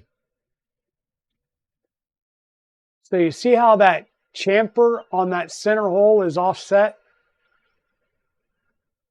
So if I were to put the 12 millimeter rod in there, it's got the big gangster lean on it. It gets a big gangster lean off to one side. And it's obviously it's not the rod, because if a 12 millimeter rod got bent in shipping, there would have been a lot more of this aluminum parts, like folded in half or something. Because that is a steel rod. It is magnetic, so it is a steel rod. Yeah, so the borehole was drilled wrong. I think it was drilled at a slight angle, which is why the chamfer looks offset.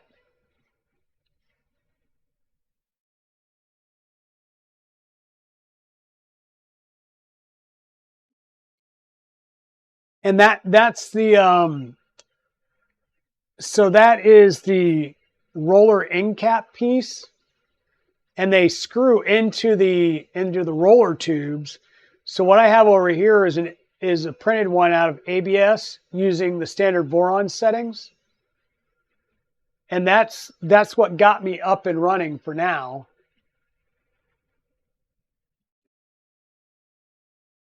Hey, good morning, Chewy.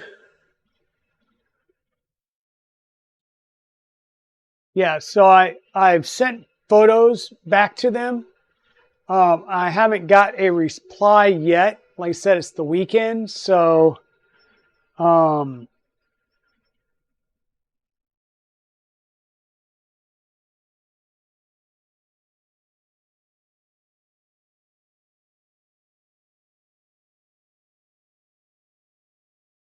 here, I'll just take a quick look and see if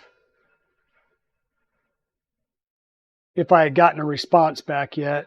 And yep, no response yet. Which, like I said, no big deal. It's the weekend. I'll hear back from them soon, I'm sure. My wife is in Colorado and apparently just sent me a picture, and at one of the local Walgreens, the Halloween candy section is larger than the school supply section, and it's back to school right now. So chew on that. Well, I went to Hobby Lobby yesterday to get some stuff so I could start working on cleaning up some helmets, and because I'm going to work on painting one of my helmets back here. And yeah, they've got Halloween and Christmas stuff out already. It's crazy. So Zombie, you had a incomplete thought there. Heat break on the CHC Fabrico includes what? So Chewy, the X, so side to side, is 235. The Y, which is the vertical height on the diagonal here, is set to 180 millimeters. And then the Z, which is the belt, the bed plate, for lack of better terms, is infinite. So it's currently set in the slicer at 9999 millimeters, because I don't think it'll let you go any further than that. This is the IdeaMaker Starlight Jupiter filament. And of course, the roly-poly keeps going a little bit out of focus because the hot end's moving and it's trying to do autofocus. But yeah, this is the IdeaMaker Starlight filament. It was printed in this orientation, starting with its tail. Because if we tried to start it this way, there was nothing to support the beak. So you had to print it this way. Same thing with our chameleon that's printing right now. We started off printing with the tail.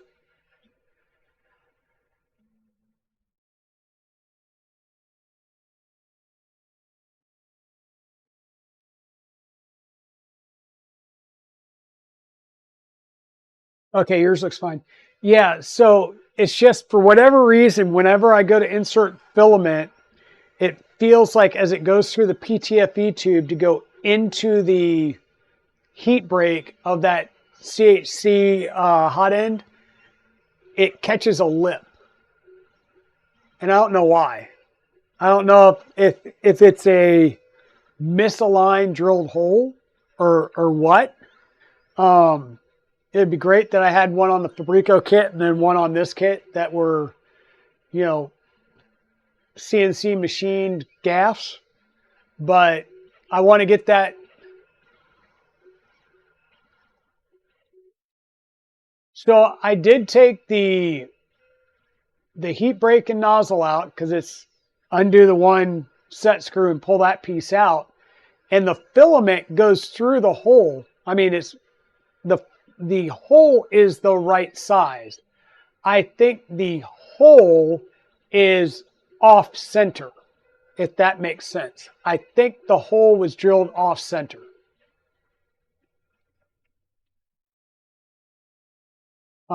And I did see from when they reached out to me on my comment on Twitter, I want to say that Fadis is doing those hot ends for them, I believe is what they said. So I do want to get that heat sink back to them so that they can verify what the issue is. But it's like, hey, just send me if they could just send me the heat sink, that's all I need is just send me the heat sink. I'll send the other heat sink back. It's less, but we'll see.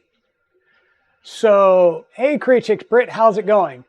So this is a penguin, and this is one of the prints for the IC3D Toys for Tots. So this little guy's a penguin. And this little kind of marring that you see over here by the eye, I think that's the seam line. And then what's printing right now is Carmichael Chameleon. I thought I was printing another penguin, but I did the chameleon instead.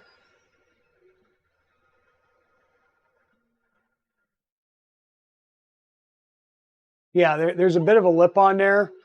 I don't know if I could,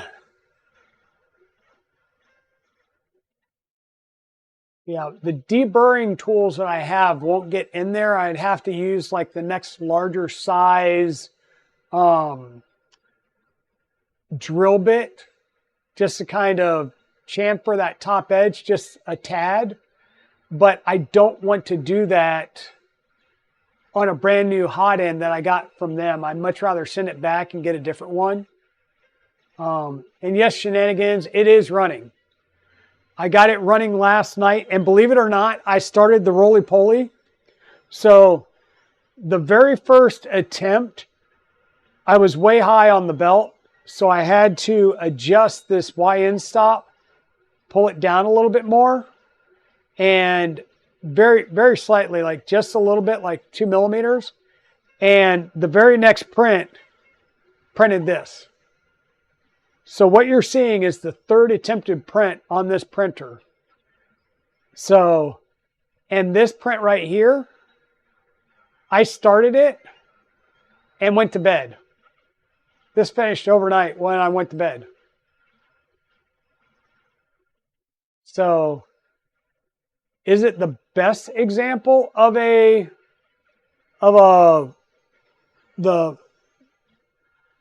roly-poly penguin file? I think it's roly-poly.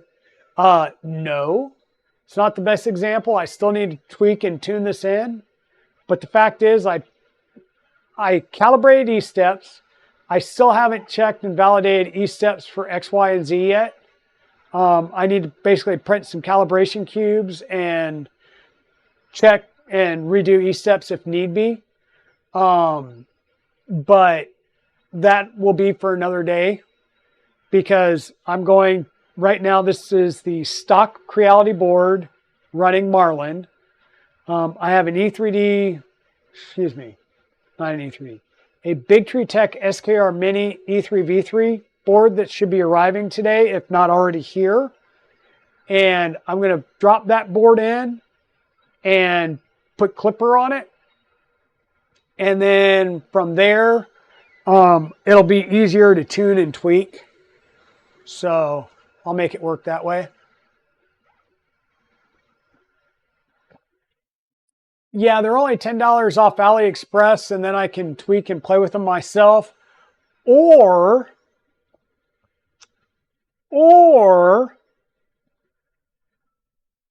I can just drop in the heat break that I got in today from, or I'm getting in today from Micro Swiss.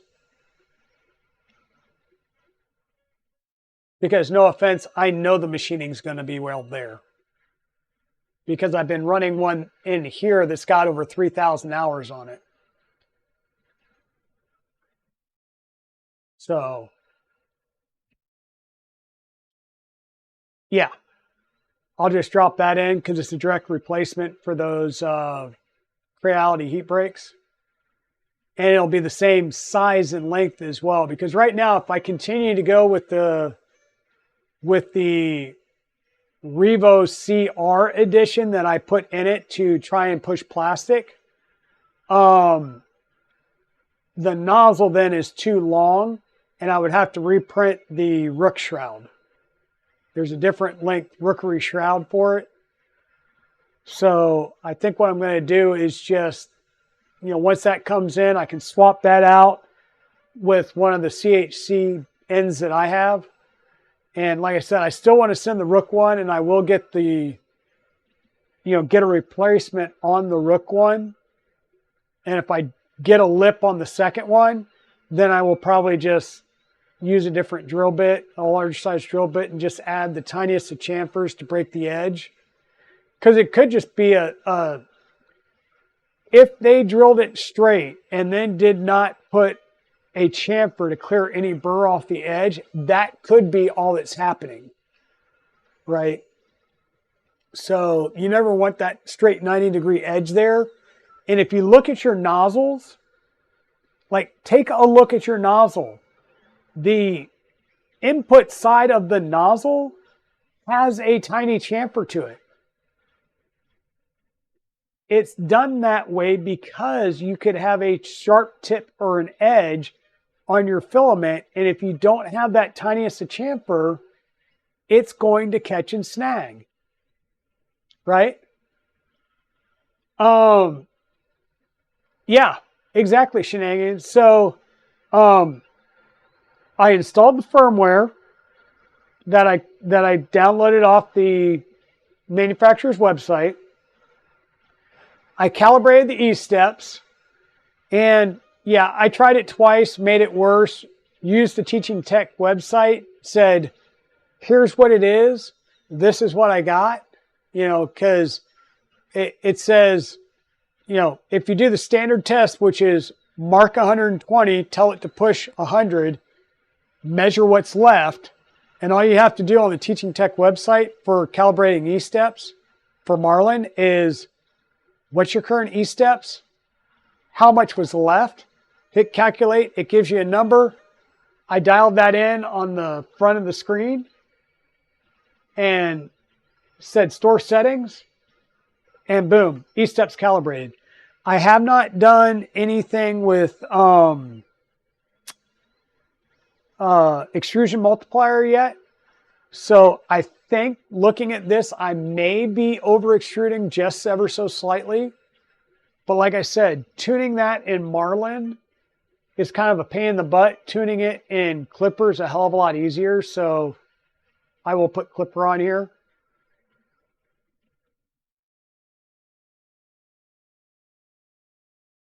Correct. And it's a slightly different mathematical calculation between E-steps and rotation distance. I don't know how a Swatch truck would go on this zombie. When you build one, you can run a Swatch truck on it. I'm teasing. I'd be interested to see how the Swatch truck went, and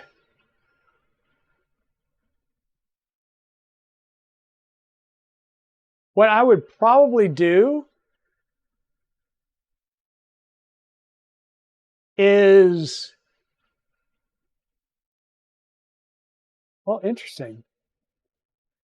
It's like, in what orientation would I print it? And I think I would have to print it with the top of the truck first, but I would probably take it and rotate it 90 degrees. You know, just make like 4 copies and each one's rotated 90 degrees to see how it, you know, which one prints the best, which orientation.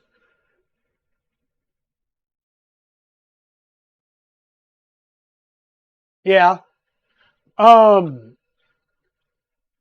The like, if you were to print a benchy on this, you would not print it with the bow of the boat facing the camera, right? You would not want the, do I have a benchy here? Wow, this would be bad. Do I have a benchy? Do I not? How do I not have a benchy? Ah, I do have a benchy. So, printing a benchy on this, you would not print it in this orientation because there would be nothing supporting that bow. You'd have to put support material and stuff in it. So when you print benchies on here, you would print benchies starting at the back, right? It's still a little bit of an angle, but I think there's ways of doing something to that. But I've always seen people start with it at the back versus the front. And you can print this, I believe, with zero infill.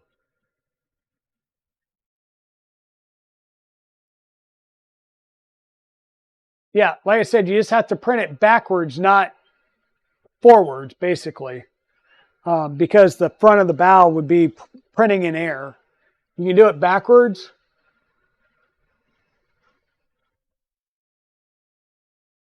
Hey, Mrs. Dragon, how are you doing? Welcome in. It is a penguin. This is the, you remember the penguins and the chameleons that I printed for Toys for Tots? This is one of the penguins for the Toys for Tots. And then this one going right now is one of the chameleons from Toys for Tots.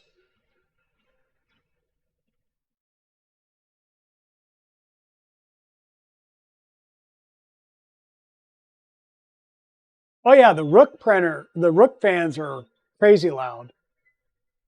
Like, this fan isn't that, I think the controller fan is louder than the fan is over here on this particular printer right now, but it's not too bad.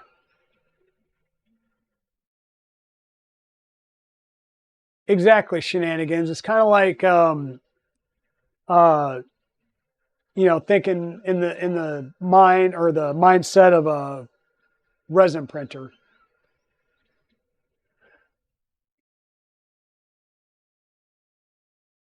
So I think, like, when Edge of 3D does most of his dragons, I think he prints them tail first. So in that case, in the slicer, the head of the dragon would be facing you, and then the tail would be way off in the distance, because that's the part that prints first, is the part that's way off in the distance.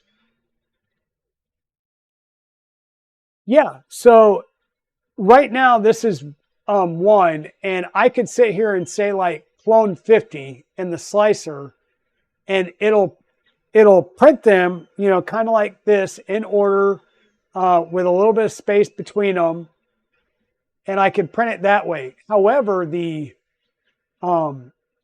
G code would be very big, because it's going to have the G code for all 50 penguins or all 50 chameleons back to back.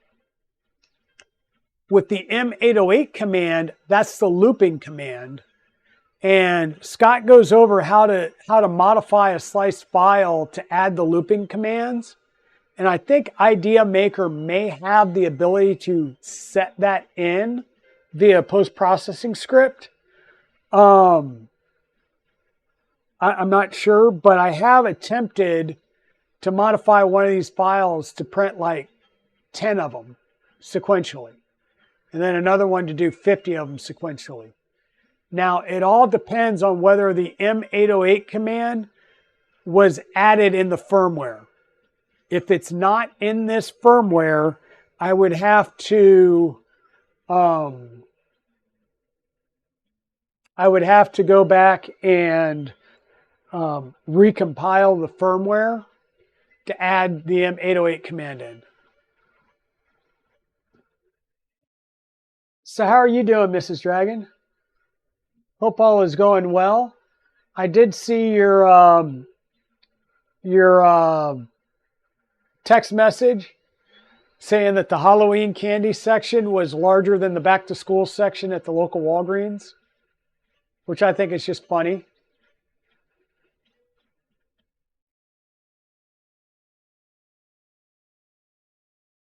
Okay, yeah, I would expect. So Astro Printer has been printing Toys for Tots nonstop since last year. So, and he's got at least, 2 or 3 printers printing nothing but Toys for Tots. He's been printing all year long. So he's got like a major head start on everybody. But yeah, I'm once again, I've got, I think this is 3 walls and 15% infill. I could probably drop the infill a lot and make it go a little bit faster. But once again, with these being toys, these will print hollow with just like the 2 or 3 wall. But for durability, because these are for kids, I want to add infill. I know there was a lot of people out on the TFT Discord or the IC3D Discord in the TFT channel that were sharing all the different slicer settings on how to reduce the print time and the overall amount of filament used. And they were doing like very sparse infill. And they were doing like infill blockers and then just throwing lightning infill for like 4 layers before it started doing top layers of sections. And to me, I have to question the durability of the print because we don't know what age these are, kids are getting these. And Mrs. Dragon will tell you, I took 2 of the Prusa Doom buggies down to my neighbor's kids, which are, younger toddlers. I say younger toddlers. They're probably what, Jen? Like 3 and 5 or something like that. Maybe a little bit older. And almost immediately they put them down and the roll bar became the handlebar for the cars. And those were the first things to snap. So I told them, like, if you want me to reprint them, I'll reprint them. But yeah, the kids just immediately went to town on those cars. They loved them. But welcome in, everybody. I'm going to take a quick gander to see who all is here. Yeah, major durability for little ones. And in fact, she gave me a lot of heartburn about the size of these because these are so small for the little ones. And so I actually resized a bunch of these to be able to be given out to the smaller kids so they weren't choking hazards. And they were very, very emphatic. You cannot resize them. They will not accept any toys that were resized. So I was like, okay, all of these I gave them to my mom to give out to kids at the church. I just wanted to see if we've got any names I'm not familiar with, and there's maybe 1 or 2. So it's about that time. So Welcome on in to the Dragon's Den. My name is Digital Dragon, aka Luke. We are a 3D printing channel, a little bit of a variety 3D printing channel here on Twitch. I do a lot of 3D printer builds. This is our latest printer build here. This is the Ender 3D belt conversion kit. So the Ender belt printer from Additiva 3D. You can go out and get yourself one of these kits on their website, which is belt3dprinterkit.com, or maybe 3D printer kits. Let me double check whether it's single or plural. Belt3dprinterkit.com, and they have a 90-degree conveyor belt printer version. They have the 45-degree belt printer version like you see here. Both of those are conversion kits for an Ender 3. They also have the Diamond Lynx 3D printer, which is a full-up kit build, scratch build, so you don't need a donor Ender 3 to do that. And that printer can convert from a 90 to a 45-degree printer. So you get kind of the benefit. So in this case, a 90-degree belt printer is good for batch processing of things that are the normal build plate size. So in the case of an Ender 3, it's 235 by 235. You can print something at that size, and then it'll conveyor it off and make space to print the next version. So it's good for doing production runoffs like that. The 45-degree belt printer can still do those production runs of, X quantity of a single type of print, or you can do infinitely long prints. So Edge of 3D, if you go and check his channel on YouTube, Scott, Edge of 3D, has done a 5-foot long rainbow silk PLA Falcor dragon. And it's a flexi dragon. So you can do things like that. So this would be great for doing things like swords that you would cut right down the middle of the length, print the two halves, and then glue it together. Now you've got your prop sword. So that's another good thing that these printers, that the 45-degree belt printers are good for. We build 3D printers here. We also do a lot of prints. These are prints for Toys for Tots. I did over 3,500 toys last year for Toys for Tots. So I will be ramping several printers up to do those again this year. We also do various other prints. I'm going to switch the camera view real fast. Like some cosplay helmets. This is a Warhammer 40,000 Chaplain's helmet. The base helmet was printed all in one part out of IdeaMaker metallic bronze. And this was printed on my Ender 5 after I converted it to the 0G Mercury. So this is on the Ender 5 Plus, which is a 370 by 370 by 420 build size. So the main helmet was printed there. Then the accent pieces, so these cobalt blue, which is a Zaltec cobalt blue, and like the temple stud highlights here, which is a IdeaMaker silk chrome. These were printed on, I think they were printed on one of my Prusas as the accent, and then just put all together. And these were 3D glooped on. I've also got a different helmet style. This one I haven't glued together and I haven't printed all the parts for, but this is a Primaris helmet style for Warhammer 40,000. So it will have half ball type temple studs. It will have the head scoop.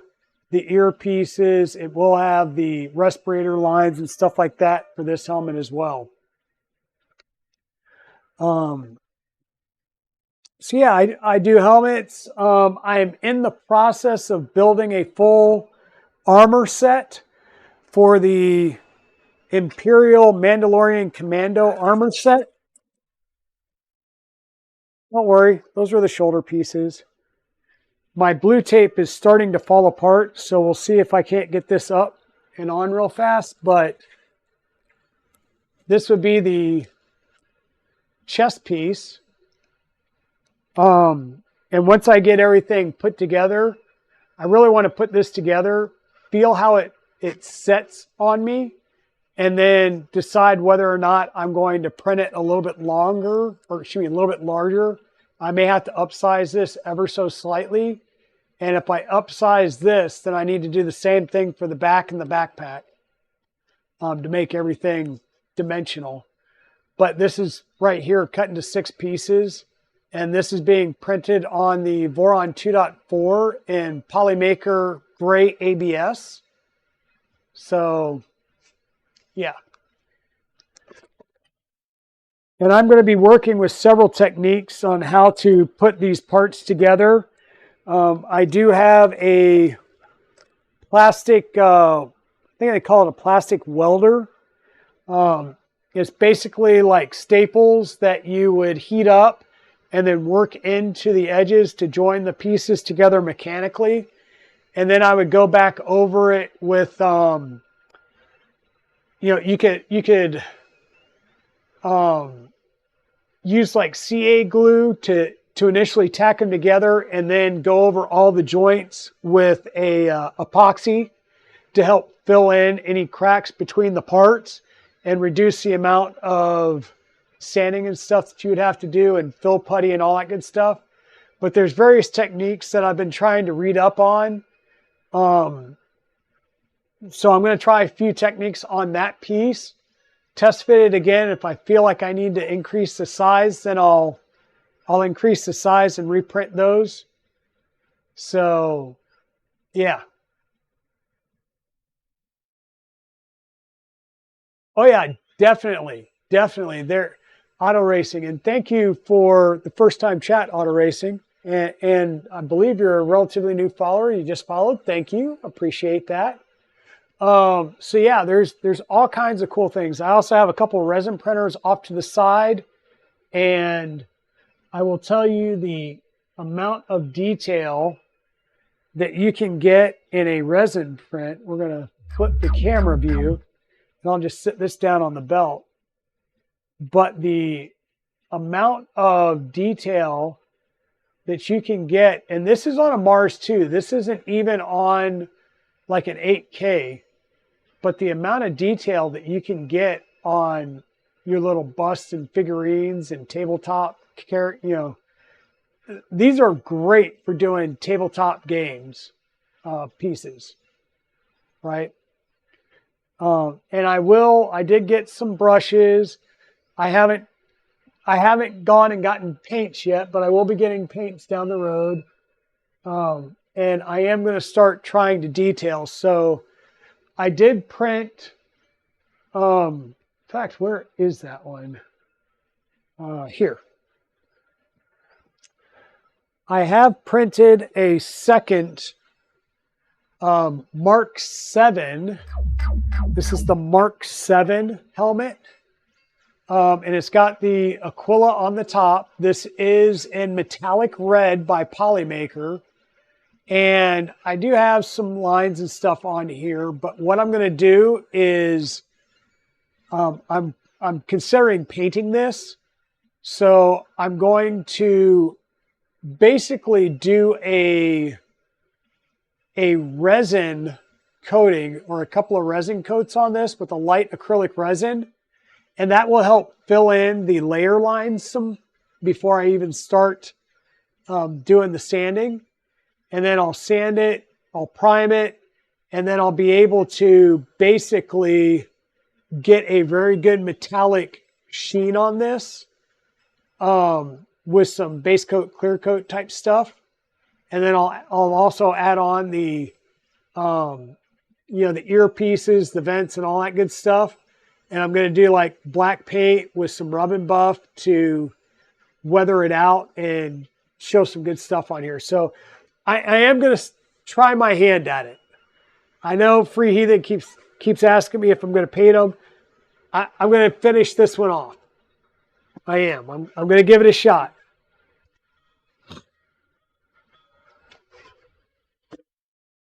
And of course, the Imperial armor, I am definitely going to paint that as well. So I just need to start working on some things.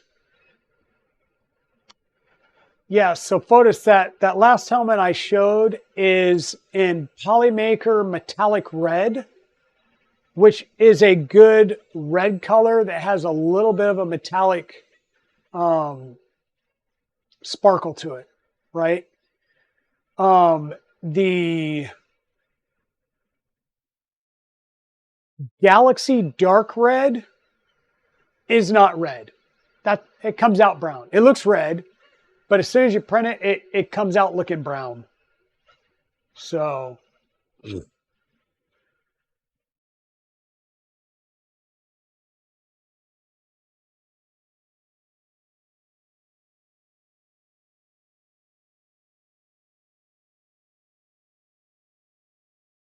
yeah, so if you had an Ender 3 that caught on fire,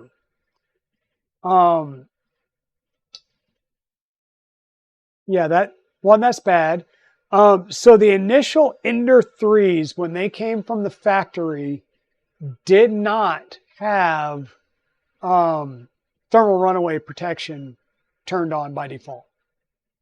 Okay, that was one of the reasons why I quickly upgraded the firmware on this one back here in the corner.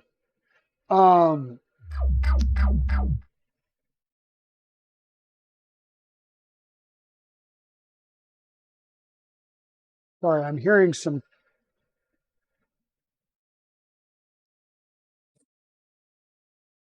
I was hearing some grinding noise, and I think it's just the filament against the belt right here. So the Ender 3s by default, there was a couple of things. One, they didn't have thermal runaway protection by default.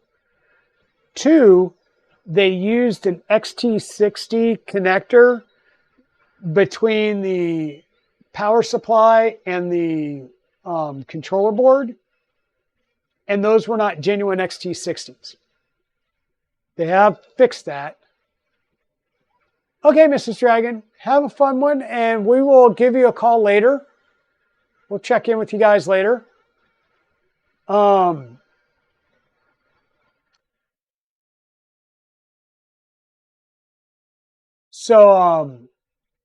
Yeah, there were some issues with the original Ender 3s. All that has been corrected. And yeah, enough said. I will at least say they fixed it. The ANET A8s, like they knew they were fire hazards and they continued to sell them, and they didn't fix it. So that was bad. I did have an ANET A8. I did swap it out to I think an SKR 1.4 board and gave it to my neighbor. So, but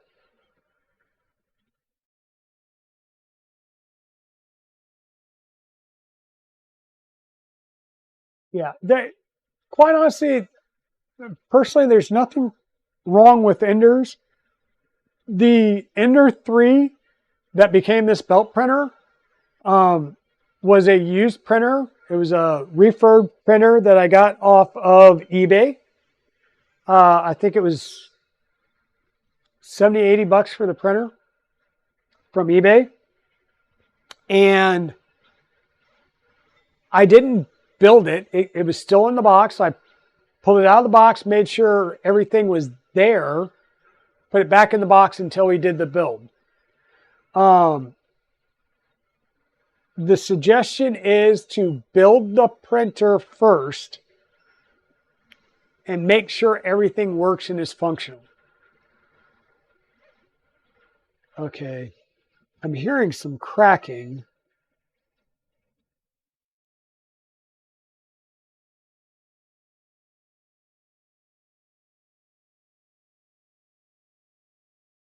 And one of the other big major things that goes on with the Ender 3s, these extruders here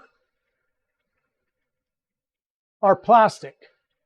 And this arm has a tendency to crack on the bottom side. You won't see it on the top side for a while. It'll crack on the bottom side, and you'll start getting all kinds of weird extrusion issues. But I'm trying to figure out, because I keep hearing like a cracking sound, but it appears to still be moving fine. And we are still printing, so I don't know. I'll keep an eye on it. I don't know what's making that sound.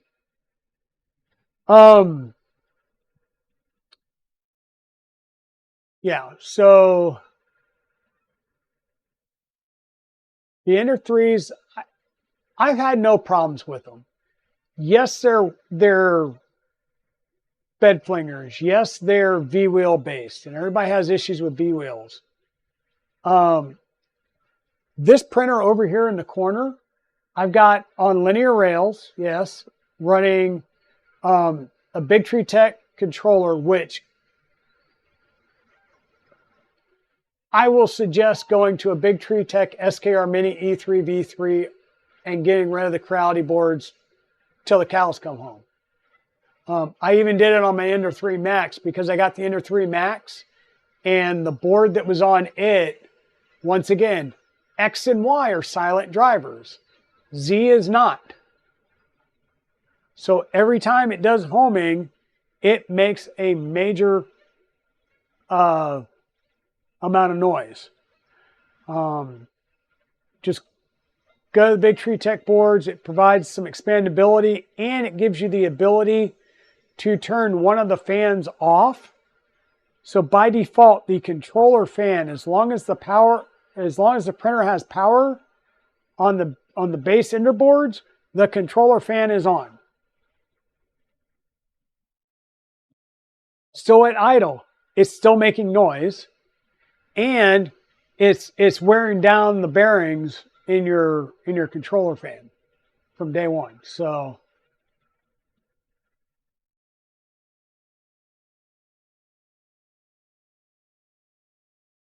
yeah,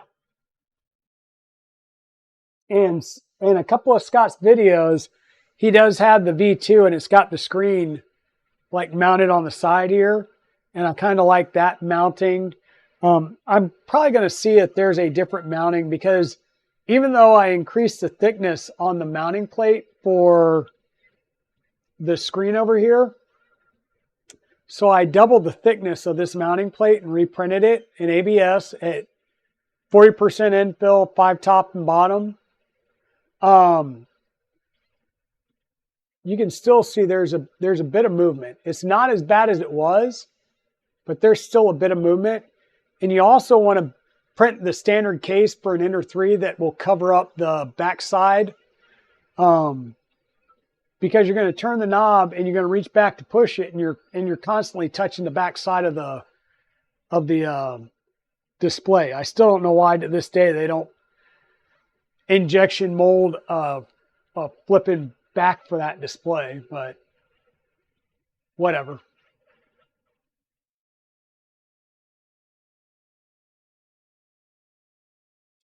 Yeah, so the initial models just had plastic. This version has a metal sleeve in the arm here for the filament path, so that's a little bit better.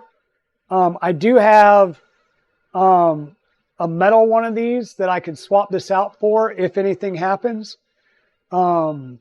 which is almost one of the first standard upgrades you should do to it is, buy the metal extruder and the stiffer bed springs, but I digress there. I don't have the stiffer bed springs on this one because the set I have is going to be for the Rook 2020.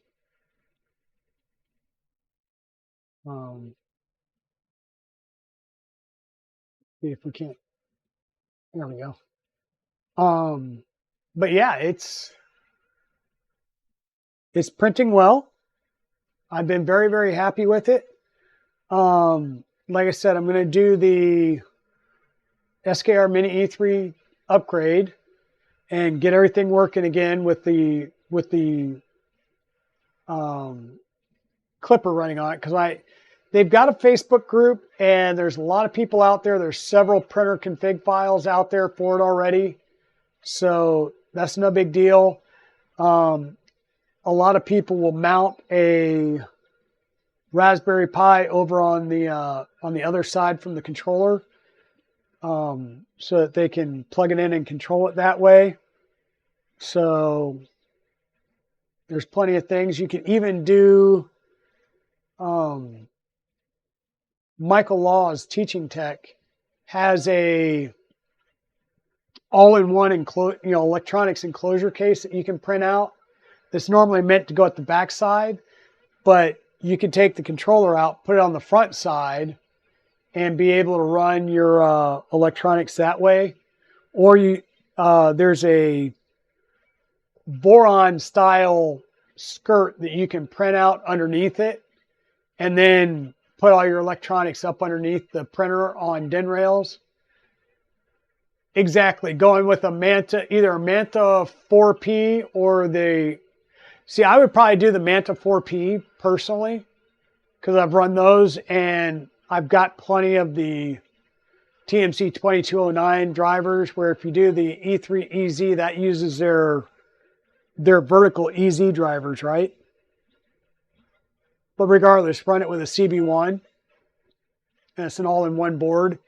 And the nice thing about that is you don't have to have a separate power brick or a step-down buck converter or whatever to run your Pi, because it just takes it straight from the board.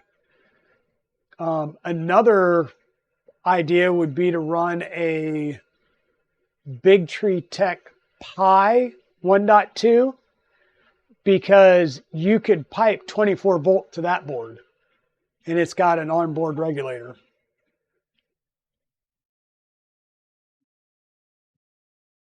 Yeah, now if you're doing an Ender 3 with the E3 EZ board, be careful, because the SD card's in a different place, and Modbot installed his and didn't pay attention and ripped the SD card straight off the board, because it puts it on the side and you'll run it into the side of the case trying to install it. That's just something to be mindful of. But if you're building another Ender 3 belt printer and you're doing your standard build where you put it up underneath, it's 6 1/2 dozen the other.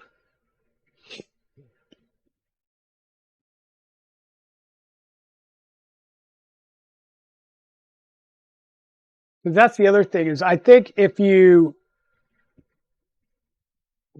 put I'll say the bottom skirts on it and raise the printer up some, you can mount your electronics underneath the printer. You can kind of centralize them in the middle, and that'll make all of your cable runs a little bit easier as well.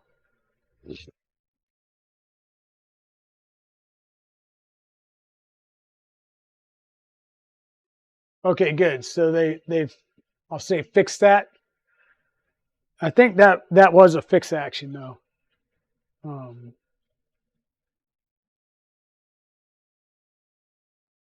Yeah, let's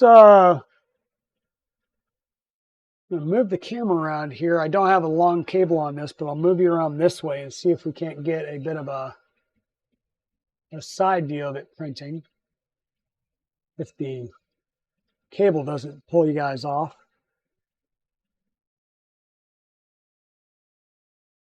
There we go.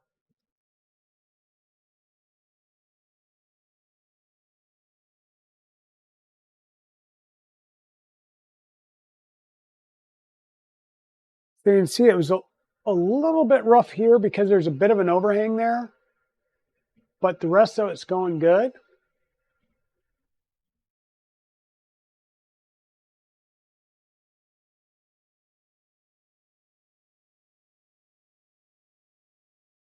But yeah, I would almost say, wow, this is going to hurt my soul to say this to a degree. It was easier getting this printer built and printing than it was to get my original Ender 3 up and running and printing decently. I'll leave it that way. So once again, the folks at Additiva 3D that designed this kit, and Scott from Edge of 3D that has done so many videos on this kit and provided so much feedback into the community for these kits, is I think what makes this firmware work so well. And very little work that I put into getting a slicer set up. Just listening to his videos, and this is the prints we're getting. Whoops. Sorry about that. Like I said, I don't have that long of a camera cord here. I may have to bring it around here and see if I can do something to hold that. There we go. That might work better.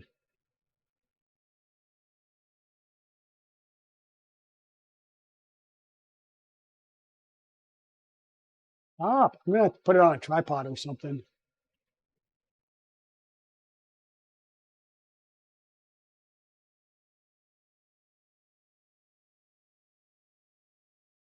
Oh, I'm running,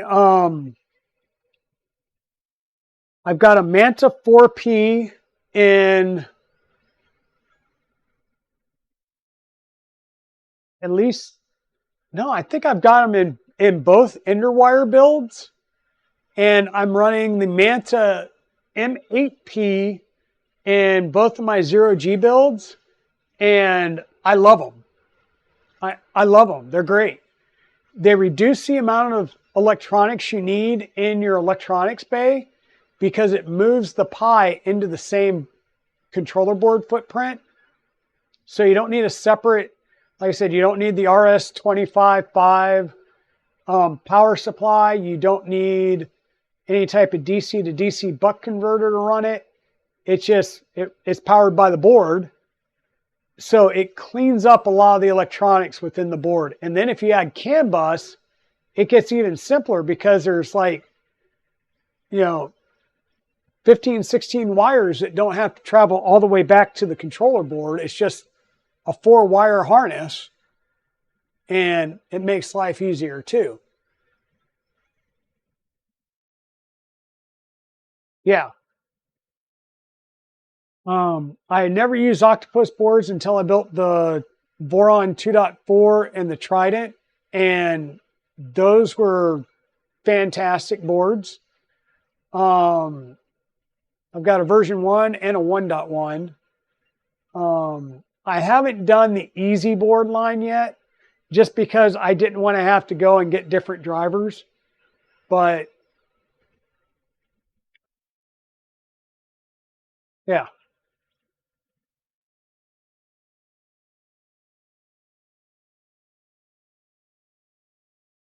Ooh, excuse me.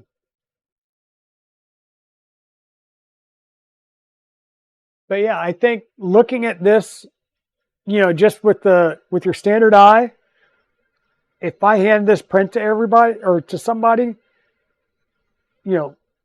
excuse me, a normal person, they would look at this and go, "Oh, that is so cool. You printed this?" Now we will pick it apart. We'll go, "Oh, well, this part right here, there's maybe some layer cooling issues. I might be printing a bit too high still, temperature-wise." We will find flaws in these prints. But if I hand these to a kid, they'll be like, "Oh my God, that's so cool. You printed this?"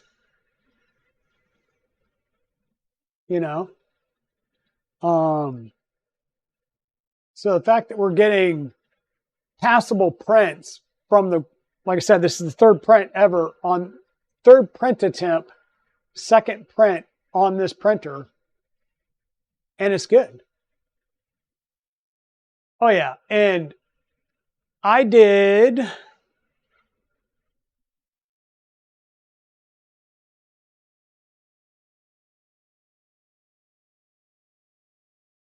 so this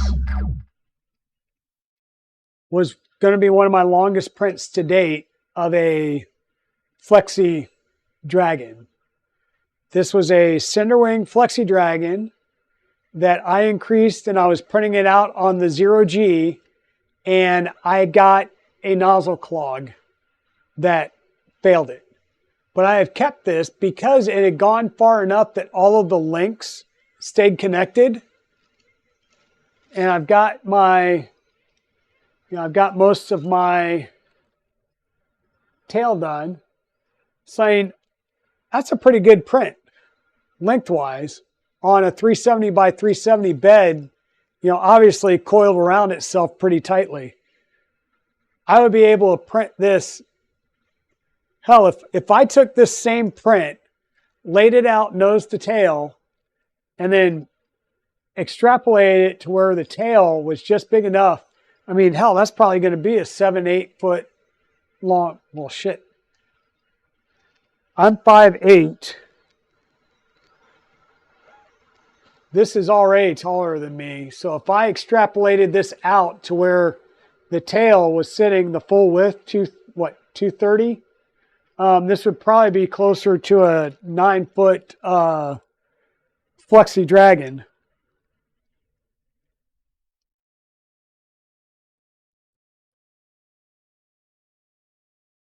But I mean, it's just amazing. Now, would I print that? Probably not. I'll have to get this dialed in a bit and then do some standard size Flexi Dragons on it to get my confidence up first. But yeah. Well, and my mom, like on the Voron 2.4 right here, one of the first prints we were printing in IdeaMaker orange PLA because that's what I had sitting there right when I started to push plastic with it. And we hadn't put any of the panels on, so it was PLA at the time. I printed a Cinderwing Cyborg Snake at full size,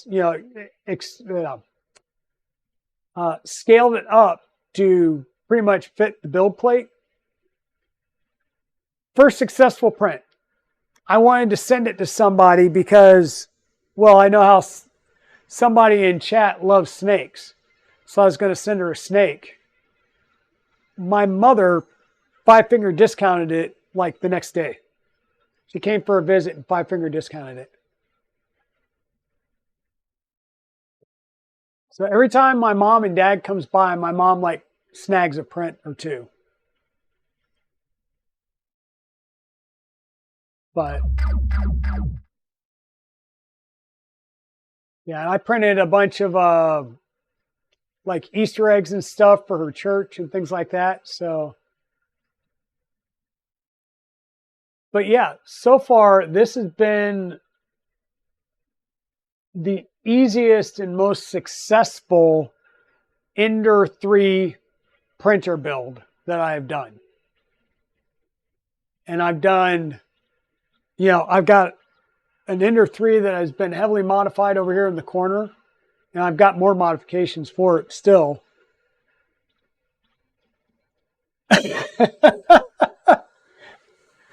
There she is. Hey, Lestry.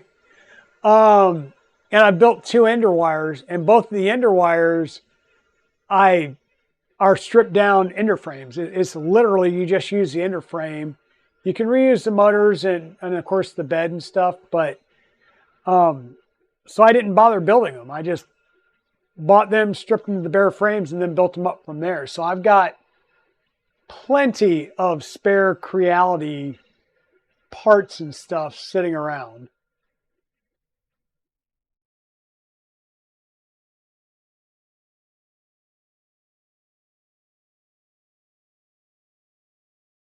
Oh yeah, yeah. Okay, Wester. Well, when you're done cleaning your place, feel free to come on down here and clean my place.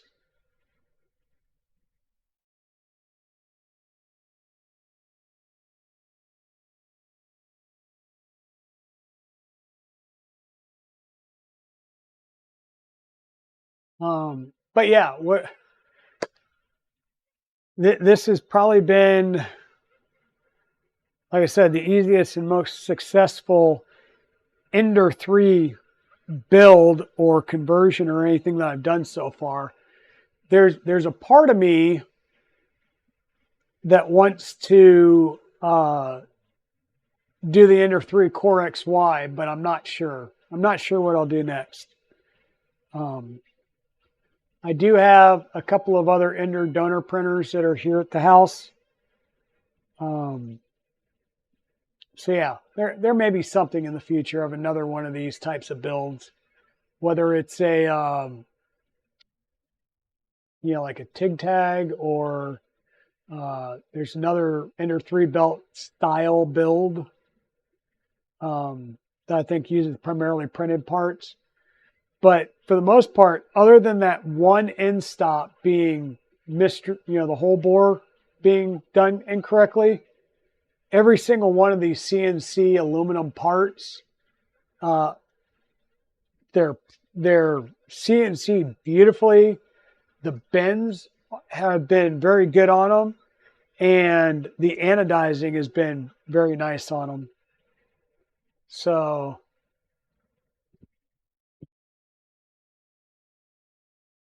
I would not do metal filament on an Ender 3. You would have to heavily modify it. Like right now, this Ender 3 is running a Micro Swiss all metal hot end with a hardened steel nozzle. You'd want that to do any type of metal to start with.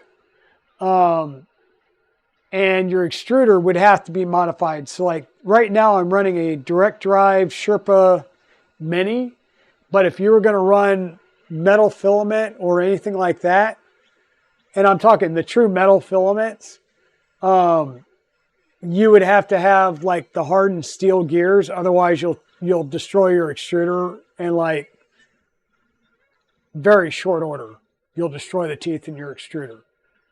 So you would have to go to an all metal extruder and some type of enclosure because you're going to need hotter temps. Yeah. The Ender 3 is not going to be your best for trying to do true metal filaments. Or for that matter, Peak or PC and stuff like that. I mean, you're going to have to heavily modify them to get them up there. To the point where I've got a Mic 6 build plate on that, or a Mic 6 bed and a Canovo heater. And it's a 24 volt heater, but if I was going to try and do that high a temp, I would convert it over to a mains voltage heater. And like I said, at that point, you'd be better off building a boron or something else. You could do it. Yeah, you could do PLA, you could do PETG, but once again, glow in the dark, highly abrasive. You're going to want an all metal hot end, right? And a hardened nozzle of some sort, whether that's a hardened steel, a hardened tool steel, the tungsten, Undertakers, what have you. It's got to be a hardened nozzle. If you're running glow in the dark, most wood filaments are very abrasive. If you want to do PLA CF, you're going to want a hardened nozzle and probably some hardened extruder gears because you'll mess up your extruder gears quick. And that means getting rid of this crappy stock Ender 3 extruder or any quality extruder.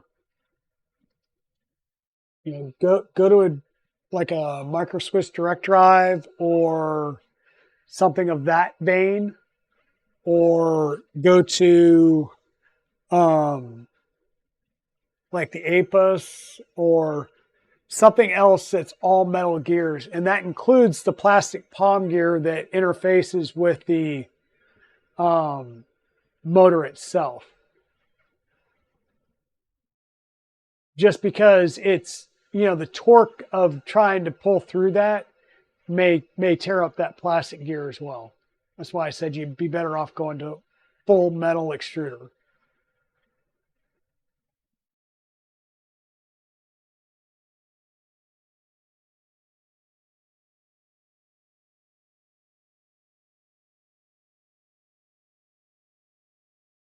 Sorry, I'm trying to stretch my legs.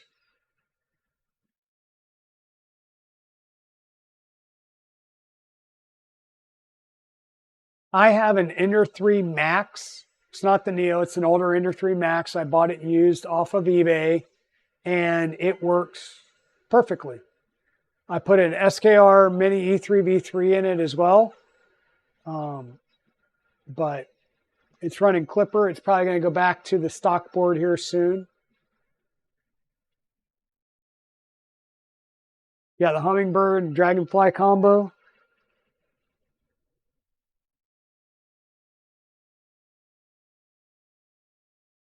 Checking my batteries to see, make sure we're not dying. Oh, they seem to be well charged still. So yeah, I've started printing out the parts for the Voron 2.4.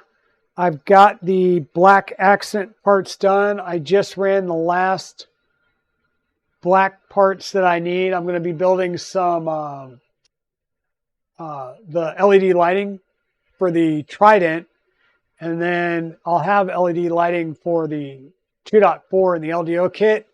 So I'm going to get a set to go in the other Voron kit right here, so I can illuminate some things. So now I just need to swap out from black to the other color and start a bunch of prints. So we'll start running off plates of prints soon for that.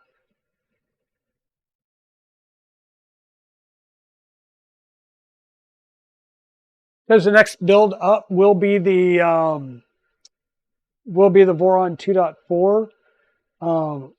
We may do a stream where we actually build the lights for the Trident and the existing Voron 2.4. Maybe go ahead and install them in the Trident. I'll do the 2.4 one off stream, but I want to get the light stuff built and installed so that we can put the panels and kind of finish off the Trident. And then that'll give me time to finish printing all the parts for the 2.4. And then we'll get into the 2.4 build next. And so that will be an LDO kit. I'm going to put a tap on it. But I think I'm going to keep their main tool boards and stuff. I'll double check. I think I'm going to build it stock, which will stock other than, no Y-endstop, because I'll be running the tap in the Nevermores. But I won't be, I won't go for a CAN bus tool head harness. I'm going to run their harness and everything. And then maybe change it up to a CAN bus later on down the road. We'll see. Or wait until a wire breaks and then switch it out for CAN bus. I don't know.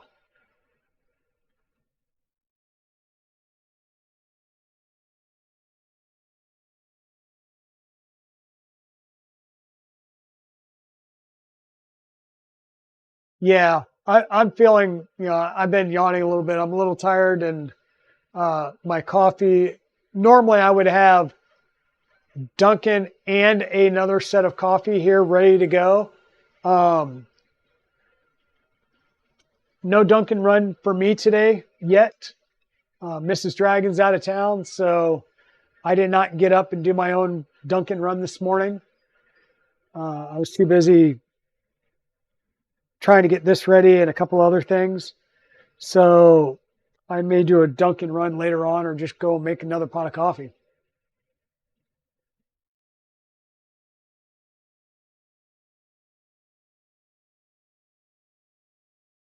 But yeah, it's printing great. Like I said, there's a little bit of I think a blemish on the tail there. I'm not sure if that's some layer cooling. Might be layer cooling. This does only have the one fan from the side. I do know when I get the H2 controller, or H2 controller, the H2 hot end, there is I think it's an upgraded 5015 blower setup for that.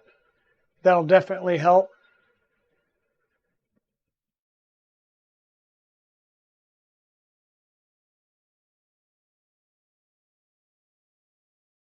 Excuse me. Yeah, there are definitely faster printers. We may play um, with the speed a little bit on this once we get it cut over to Clipper. Definitely after we do the linear rail upgrades and get it on an H2 extruder. Once again, it'll come with an H2 V2. I want to swap that out for I think it's the H2 V2 Revo and get one of the belt printer nozzles on it. That'll help. Now, Scott, are you running, Scott, if you're still here, are you running a 0.4 nozzle still on yours, or are you running a larger nozzle when you're doing those larger prints? Inquiring minds would like to know.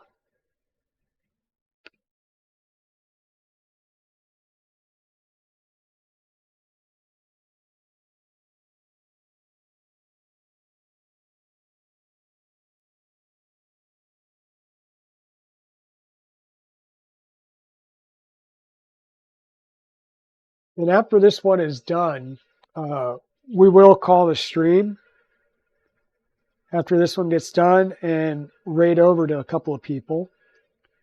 But I will try and run the M808 file, which would be like the looped. I set one up for a loop of 10 and then a loop of 50. So two different files. I will get that going to see if it does the loop. And if not, then I'd have to recompile the firmware to make that happen. I'll need to do some research to see how to do that looping in Clipper. I'm assuming that you can. I just need to figure out what I need to do. And it's because I'm assuming it's probably, if it doesn't recognize the M808 macro to start with, then it's a matter of just doing defining the M808 in a macro to make it happen. So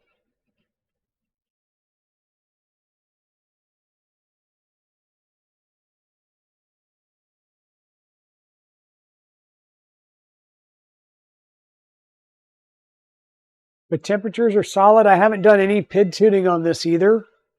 So this is the stock settings. It heats up fairly quickly. And yeah, it's kicking right along. And I wonder too with the cooling. So this fan shroud is like a full length vent, but when we mount this, the fan shroud itself gets raised away from the hot end some. So I'm wondering if it's just there's not enough cooling coming in down here at the bottom. There's a lot of cooling up here where there's no nozzle. It's just open space. So I wonder if there's a different fan shroud that we can print out and put in place that would provide better cooling on the nozzle.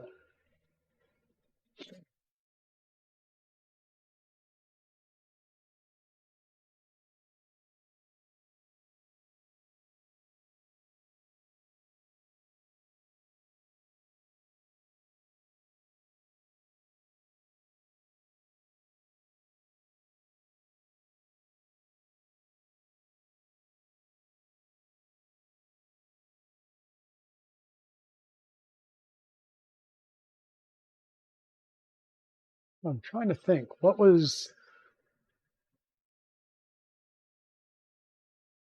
I'm not even sure what the print time was on this. Oh, man. And I think I literally have to open the file and see if it's embedded in the file or just reslice it again, because the default file naming is just, like in this case, Carmichael Chameleon.g code. So I need to change the file output so that it provides the print time information.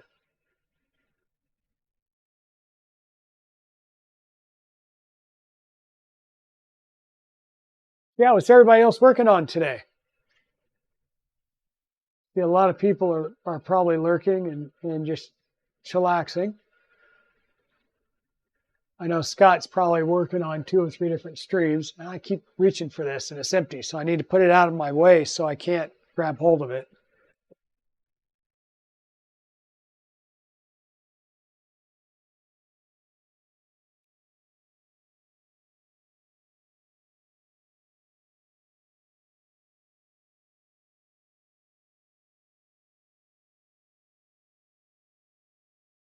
And mind you, the Ender 3 itself did come with some glue stick, which is really cool because it's actually all in Chinese. That's awesome. But I haven't used it. Probably won't use it. The belt has been perfectly sticky. Like I said, I may be able to raise it up just ever so slightly, but I'm not too worried about it. The Frankenmerc, okay. Shopping for a printer and setting up a server for your house. Okay. I've done the home server thing several times, from full up like 4U rack mount servers with hot swap drives that I got surplus, to like mini ITX mini ITX quad core Celerons with internal SSDs and external RAID arrays. And I'm really, I don't know, I'm kind of over server builds. Right now, my streaming computer, which is also my gaming computer, it's got, what is it, 3 SSDs on the motherboard, and they're the M2 stick SSDs on the motherboard, and 1 spinning disk for bulk storage.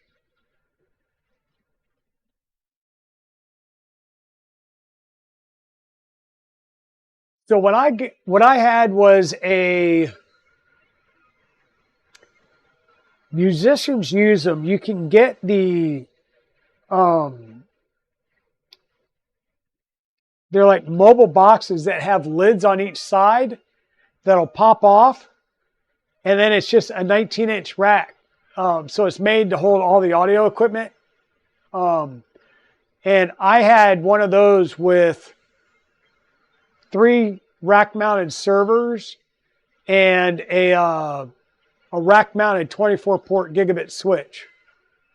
So that's how I had mine set up. But it won't do like the full depth servers. Not sure if you can get them like that, but you can get like the rolling half racks and then have basically like a workbench that you can work on top of it. But in this case, this was one that, like I said, it was a portable one. I just recently got rid of it. And I've had it for years, but that's what I had my servers in, because I had like the half depth rack servers.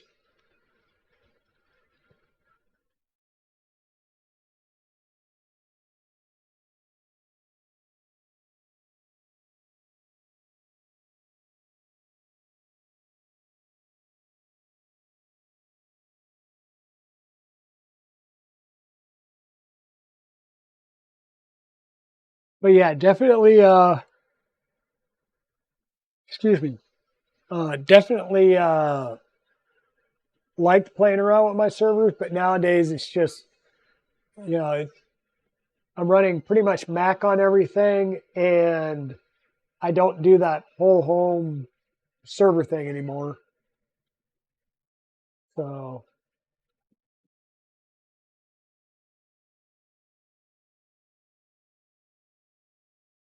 yep. And that was pretty much what mine was music, movies.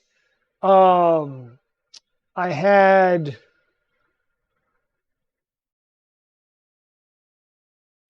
years worth of files and cruft. So I just pared it down, got rid of a bunch of stuff, and went on.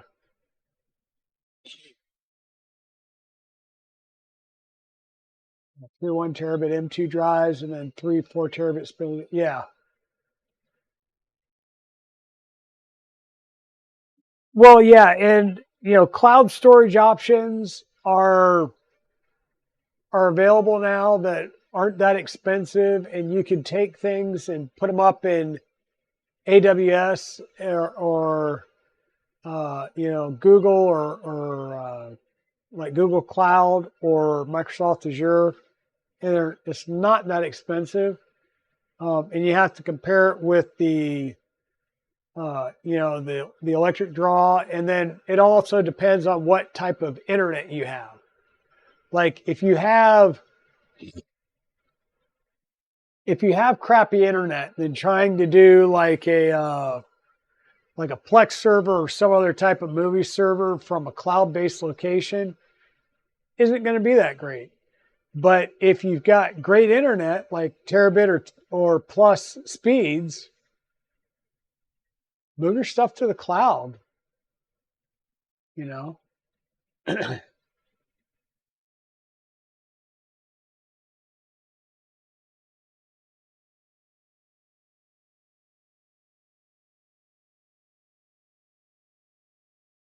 Well, true, but on average, how many times do you lose your internet and it's not power related, right? Like there's I twice since I've been at this house where the issue has been with the pop at the corner outside my neighborhood, where there was an issue there. Every other time it's been there's a power outage here at the house that's dropped things, right?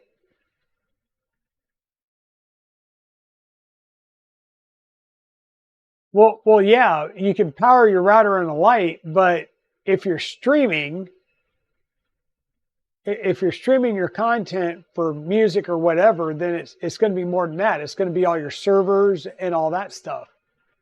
So that's the thing is moving it to the cloud. If your internet's down, you're sucked. But it depends on everything else.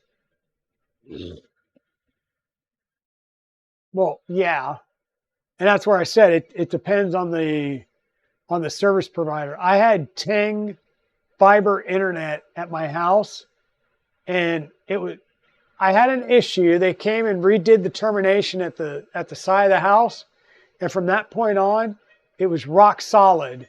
And like it that was the one downside to moving out of where I live to where I am now is losing that gigabit fiber internet.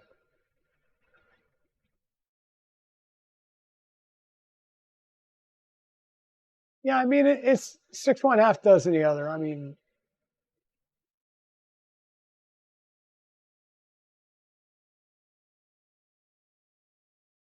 exactly, exactly. Oh yeah, fiber. If I could get fiber internet where I'm at right now, I would be loving life. But it'd be a heavy lift to get it here.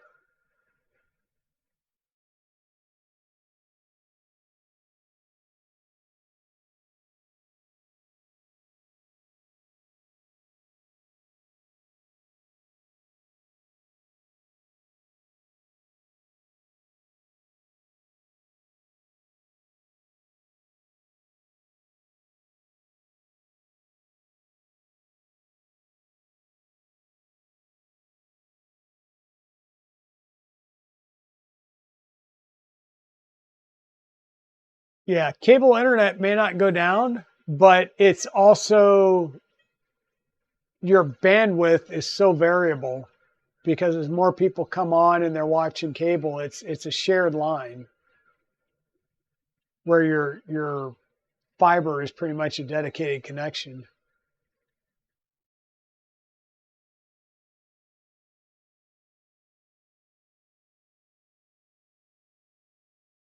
Yeah. Now I've used God,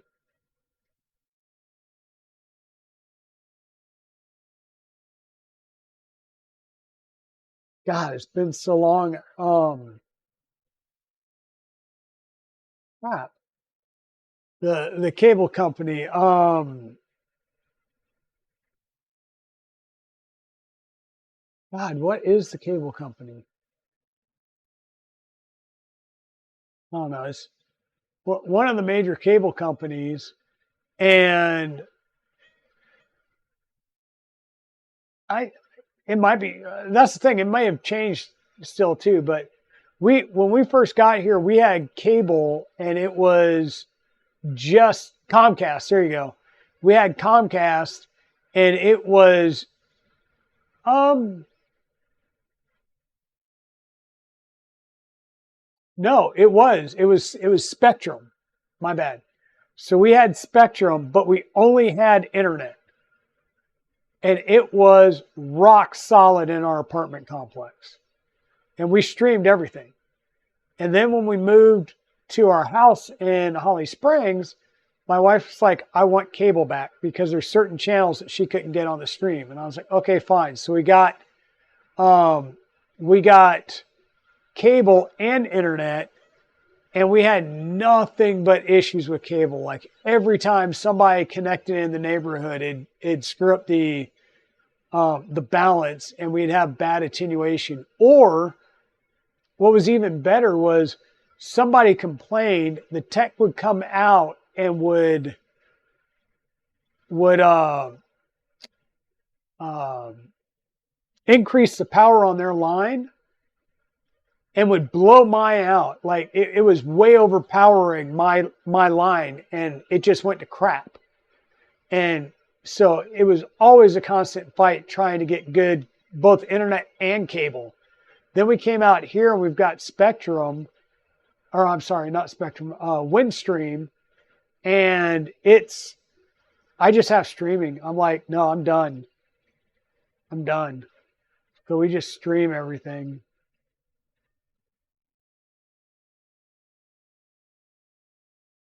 Yeah, and in fact, I've got cable runs within the house, but there is no cable provider that services my neighborhood. So yeah, it's that's my only option is to stream. So which apparently is good enough. And hey, big shout out to Zombie Hedgehog. Um, yeah, I kept having stream drops, and he was like, "Hey, do you have this setting done in Twitch?" And I went and looked, and it was like stream protection or something like that that helps prevent against um, the reconnections breaking your stream. And ever since I set that up, I haven't had any major issues. So thanks to Zombie for keying me in on that.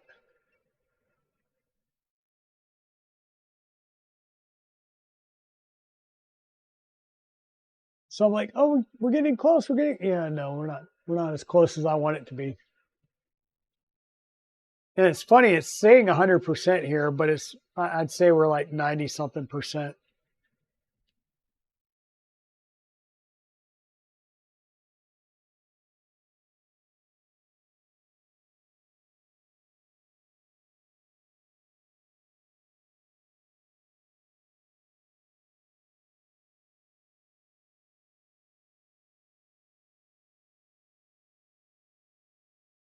But yeah, I mean, these prints are working really well.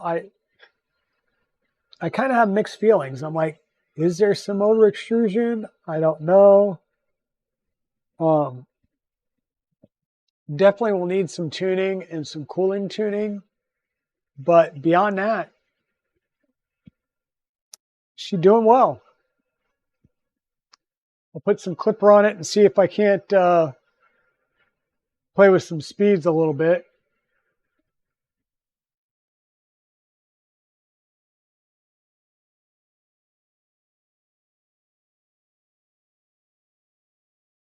You start coming up on the eyeball. Well, it's got the main parts of the eyeballs done now.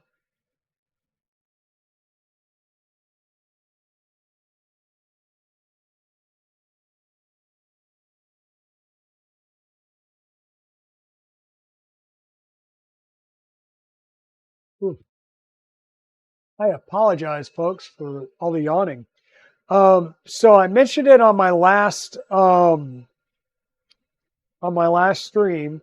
So I updated the description for the last stream, which is part 2 of this build. Both the VOD on Twitch, and it should have went over with the export to YouTube. It will have affiliate links at the bottom of the description for IdeaMaker, as well as an affiliate link to kb3d.com.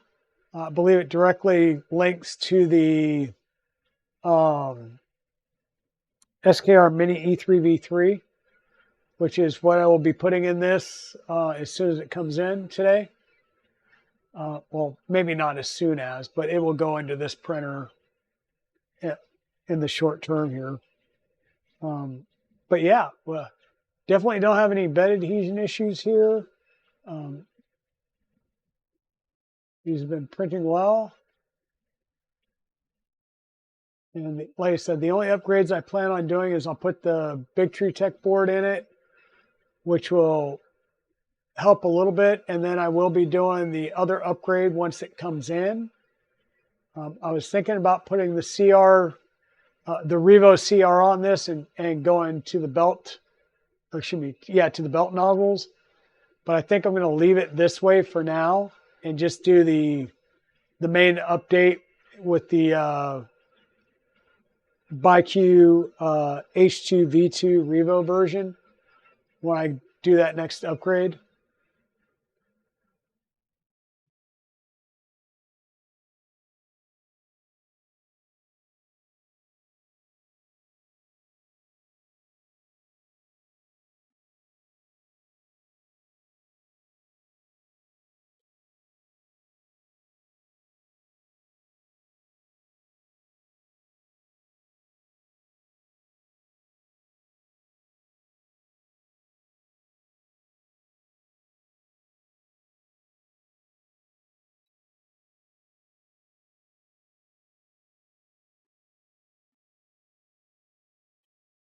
I think I will put this on. I'm going to print I've got the files sliced, and because all the parts here are red, the anodized red, I'm going to take, I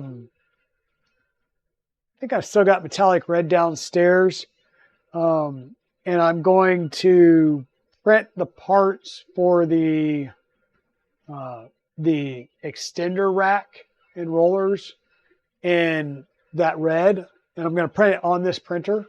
In fact, the files are already sliced. So I will be printing those. Hey, Papa Bear AZ, how are you doing?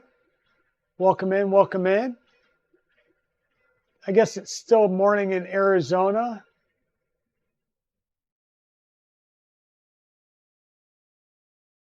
Is it like 10:30 there? Because we're afternoon here. We're at about 1:30 in the afternoon here. Yeah, 10:30. Yes. Yeah, I can do math on public or in public. That's awesome. So yeah, it's I'll be printing out the parts to build that rack on here, or at least all the PLA parts. I probably will print the TPU parts on something else, probably the Mark IV, because I know it'll print well. I just have to swap the sheet on it. Yeah. Hey, Tactile, how are you doing? Morning, morning. Welcome in. Welcome in.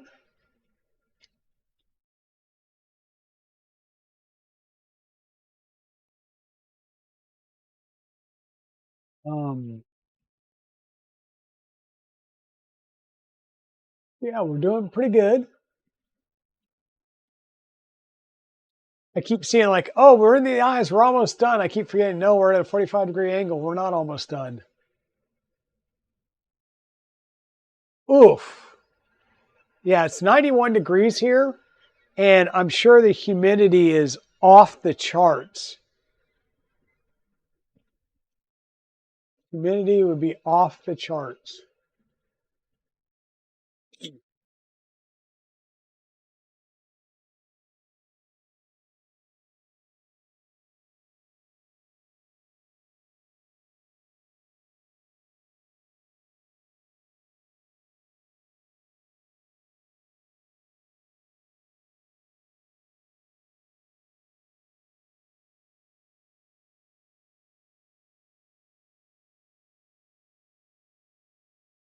Yeah, I don't know. What is our humidity today?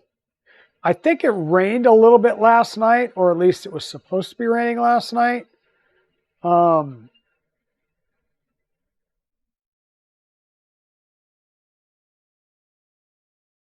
Ifta.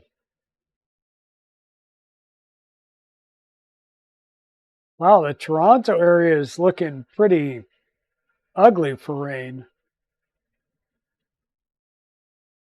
Looks like I got some rain to the south of me. Humidity, 59%. So it's 91 degrees, but it feels like 98. That's fabulous.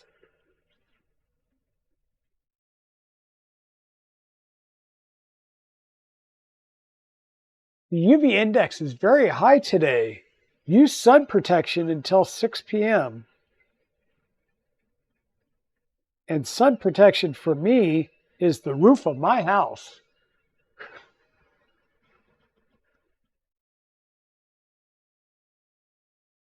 Yeah, I think there's supposed to be some more in a day or so, but right now it's primarily ran south of my location. So I'm hoping we get a little bit more. If not, I'm going to have to start watering the yard early in the morning because even in the late afternoon, like I was thinking, oh, I'll water in the evening. It's still in the upper 80s at like 8 o'clock here when it's getting close to sunset. So if you water and it's just hot like that, it just evaporates out before it soaks in.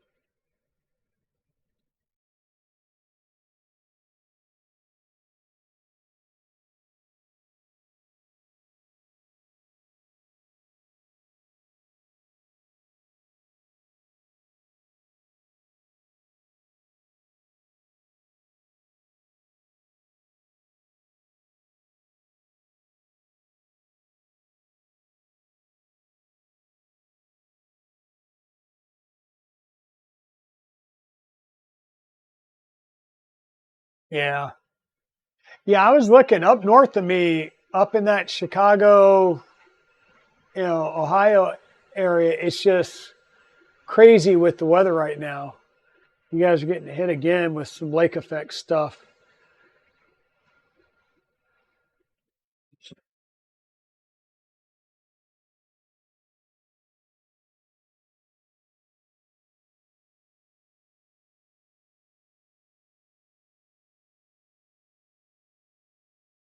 Yeah, 27%. Not bad, but like I said, I lived in Tucson, Arizona for 3 years, and they go, oh, but it's a dry heat. Ain't nothing dry once you walk outside and start sweating. Your clothes are drenched, and it's just blah. I lived in Arizona for 3 years and did 2 stints over to Saudi Arabia. Hot is hot. It just doesn't matter.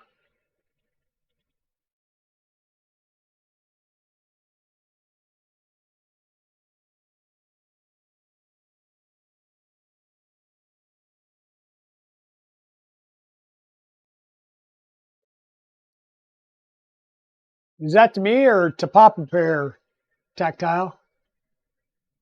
Oh, I'm a Florida boy. Don't get me wrong. I'm used to hot, and I'm used to just hot and incredibly humid.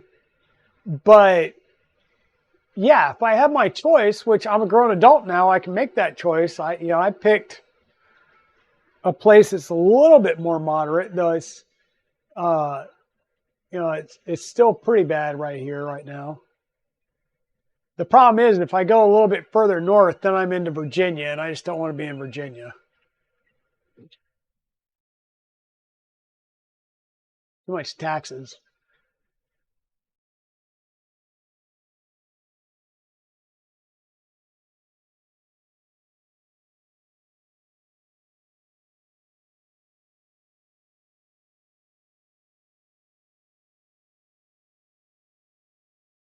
Yeah, the Pima Air Museum is nice. There's some good things to do in Tucson, but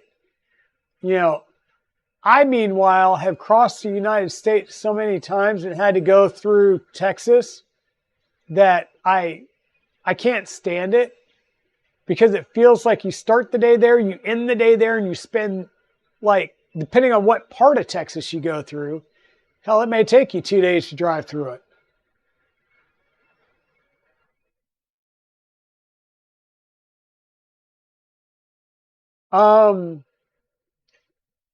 So I have an Ender 5 Plus downstairs, and it is converted to the 0G Mercury with the Hydra, and it is not enclosed.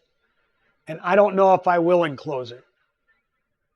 I could easily, well, not easily, but I can get the files from Turtle and or Dutch Dude for the. So the beta enclosure build is for the Pro size, which is the 255 bed. It's this one. They haven't released the files that I'm aware of. I haven't seen at least the announcement of the plus size dropped yet. But I could be convinced by one of those two to buy the frame and build the frame and just lift and shift my stuff over.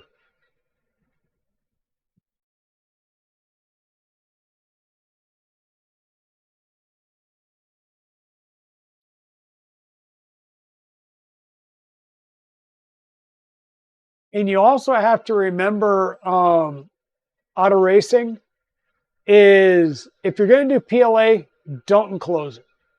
No need to enclose it for PLA. The only reason you want to enclose it is if you're printing ABS, ASA, polycarbonate, nylon, things like that that are going to be beneficial for the enclosure.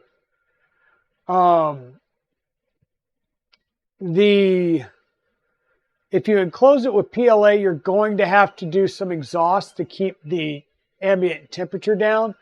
And the only other reason I would think that you would want to enclose it would be for noise management at that point. There's really no need. The biggest thing you could do, I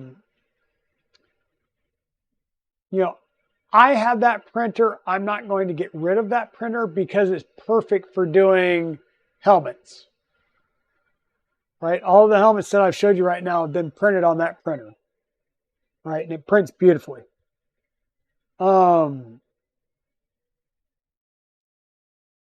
Yeah, but as far as enclosing it, it's an added expense. It's really not going to be there if all you're printing is PLA.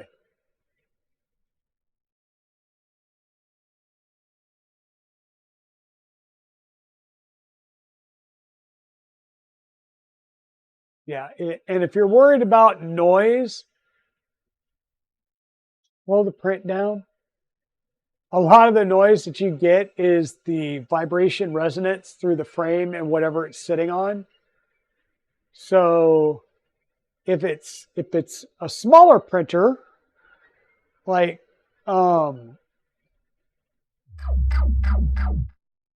if it's a smaller bed flinger like a Prusa or an Ender 3, go get yourself the rubber landscaping tile and a regular concrete landscaping tile. and get the ones that I think they're like 18 by 18 inches. And those bed flingers will sit on top of these. So you'll put the rubber mat down, then the concrete down, and then your printer. And that will help reduce the resonance transferring into whatever it's sitting on. Right? And that will help reduce the noise that your printer is making. If it's a bigger printer like your Vorons and stuff, they're too big. At best, go get one of the, see about going and getting a rubber stall mat that you can set them on because they're too big for the pavers. Yeah, just go out and get the rubber stall mats. You don't want it to be like an anti-fatigue mat is more of a foam rubber, and it'll just compress in the 4 spots under the weight and be useless. You'd have to get the stall mat that's kind of a thicker, harder rubber, and that'll help quieten and dampen the vibrations.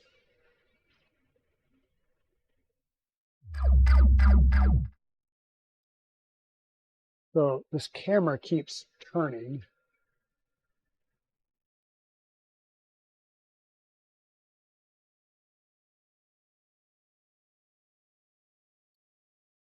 Yeah, cattle stall mat from Tractor Supply would work.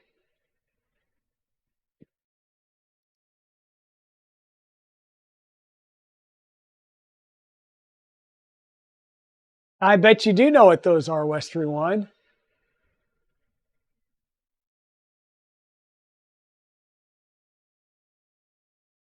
Did you muck the stalls today? Or did you finally find somebody else to do that stuff? Whoop. Uh-oh. Almost done. Almost done.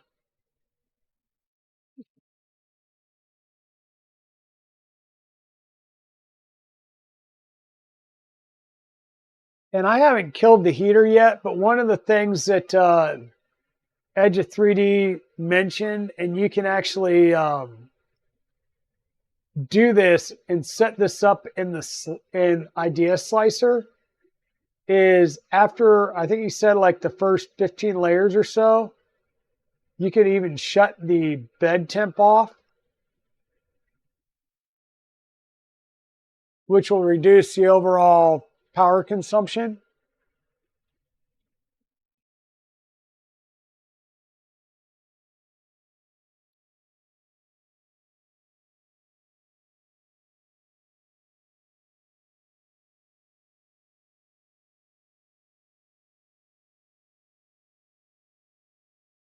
So that could possibly work pretty well, Papa Bear. But even better would be if you had like I said, a concrete paver stone or something that was, so it was like boron, concrete, then the rubber, and that would help even more to dampen it. But I think having that full concrete rather than just, I'll say like little, just having it under the feet, I think would provide a little bit better stability because it could still do rocking in that a little bit easier. I don't know, because it's more of the stability for the sound deadening.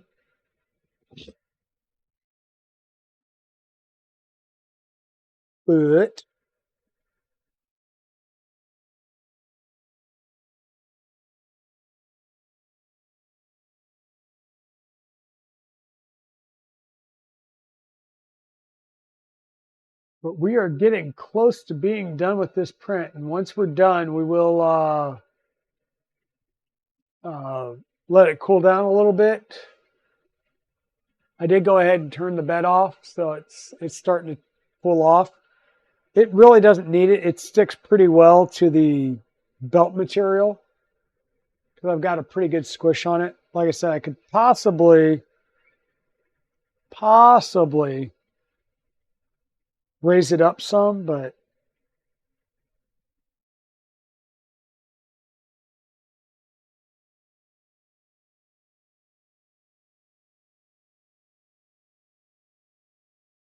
If I did, it would be a very small amount. Exactly. And there we are, we're done.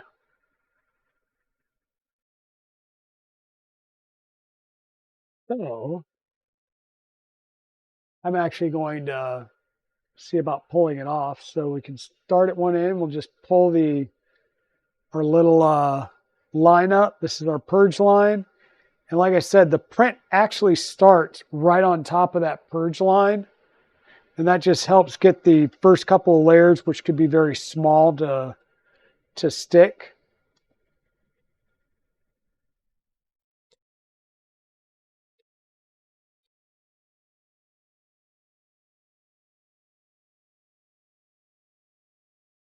Just pop the purge line off. And we'll do a little bit of a roundabout display here.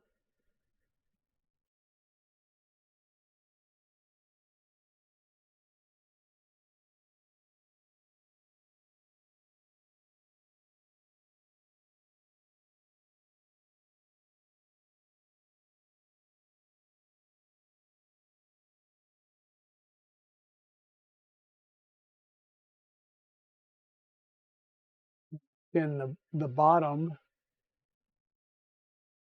focus. Come on, focus. There we go.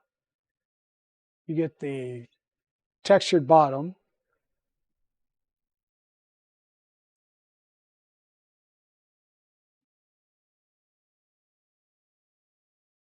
Oh, you know what?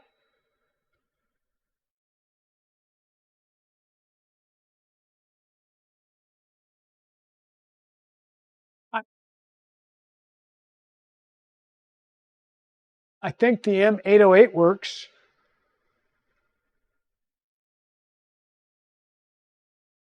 Yeah, so looking at this, because well, is it starting to heat up? No, maybe not. Maybe that was just the NG code taking a bit to kick in.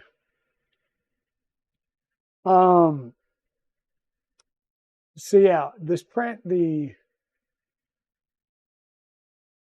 makes the edges right where the belt is a little rough. This eye inside went well. The other kind of eye inside here, we got a little bit of an anomaly there. It probably can just be picked off. Yep, picked off real easily, but there's our Carmichael Chameleon. Hey, Big Jano. Yes, we have a belt printer. And we have now we've attempted 3 prints and we've got 2 good prints. So the very first print, I realized I was a little high on it. So I dropped the hot end down a little bit. And I've now gotten 2 successful prints out of it.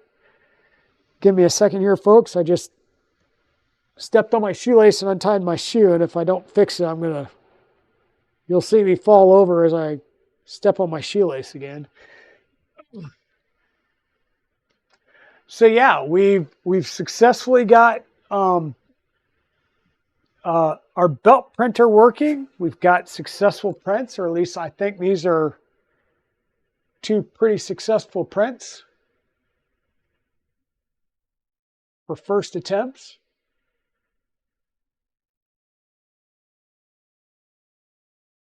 And what I'm going to do is I'm going to try one of the G-code files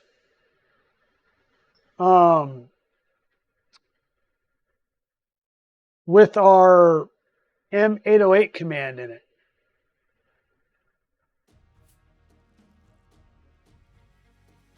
And we'll see, it's going to take a while because it'll print them in series. Uh-oh. What do we got here? By the way, hey, Big Jano. Yeah, that is the IdeaMaker Starlight Jupiter color.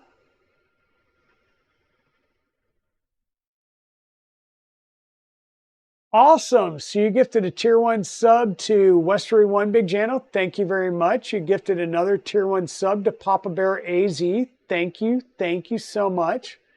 That is awesome. I appreciate that. Yeah. So I did go ahead and kick off the other printer or the other print. I'm not going to stay on here for the whole time as it tries to print 10 of these. Like I said, I'm curious to see if it throws an error right off the bat because it doesn't understand the M808, which will happen after it does the purge line. But we'll see.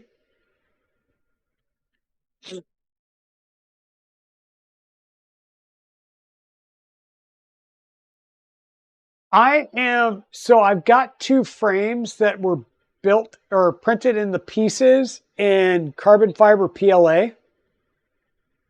So what I plan on doing is printing the bodies in single files. Hint, hint, if Edge of 3D is still on here, I will ping you to see if you can't send me the drag racer single piece files. That would be great. And Westerly One, thank you for gifting Creatix Brit with a gift sub. Thank you, thank you, thank you. Everybody's getting in. Awesome. So yeah, that is one of the plans, was printing a full and complete body. And then I will print one for each of the shows that I take it to, because I plan on taking the stickers from the show and putting them on the body, so that it'd be kind of like sponsor stickers on a racer. And then what I can do is for each show, I'll bring a new body, and I'll take the one from the previous show and hang them up on the wall. I've got this slanted ceiling, and it's on both sides, so I'll line them up on the ceiling over here.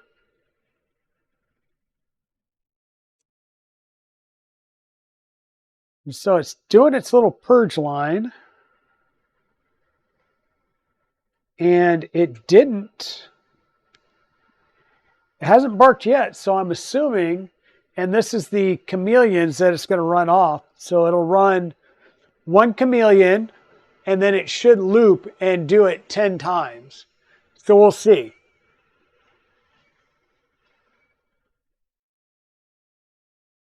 Oh, nice.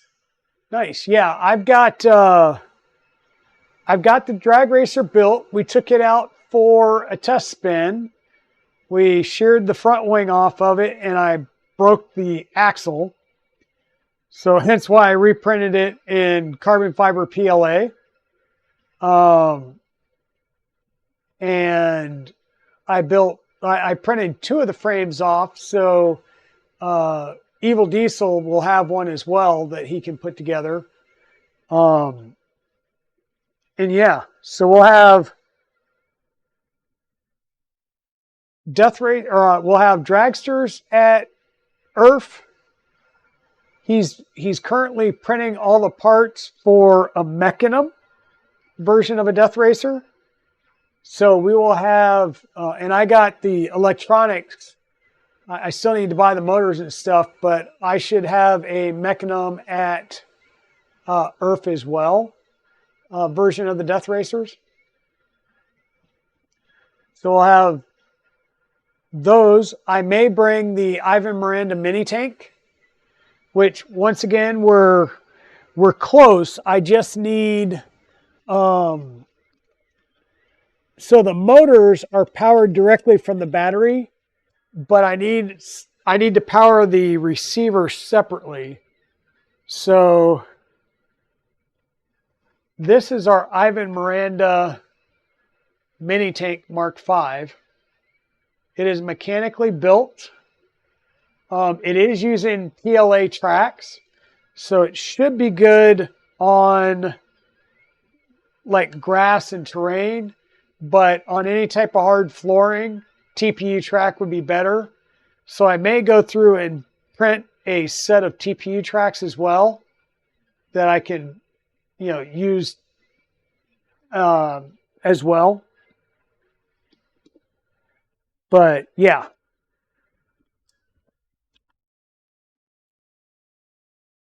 Let me get that back over the corner.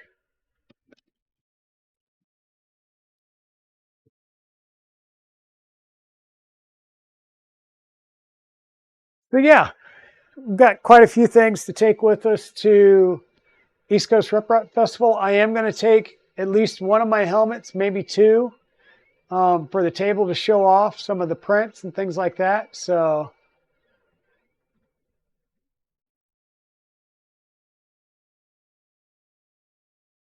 but yeah.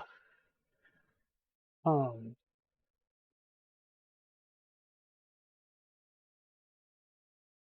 Big Jano, are you going to be at IRF or are you just Rocky Mountain and Murph?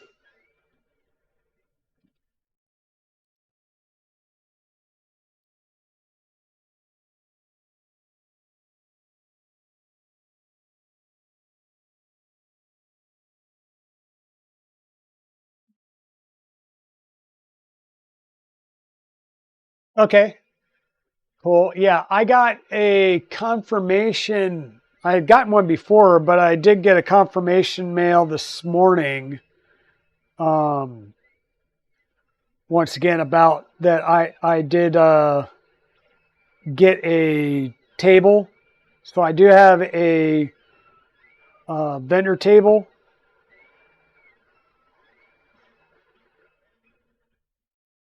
Yeah. So there was two different types. There was a maker table, and then a maker table where you could sell things as well. And I just got a standard maker table because I wasn't planning on selling anything and dealing with Virginia taxes, or I'm sorry, Maryland taxes. So,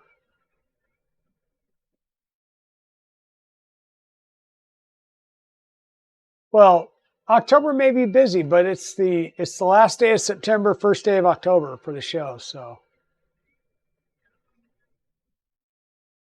but I would most likely say that um, Mia, probably couldn't go to this one unless she definitely had to wear her service dog thing for this one because it's at a community college campus. So I think they'd be a little bit more strict.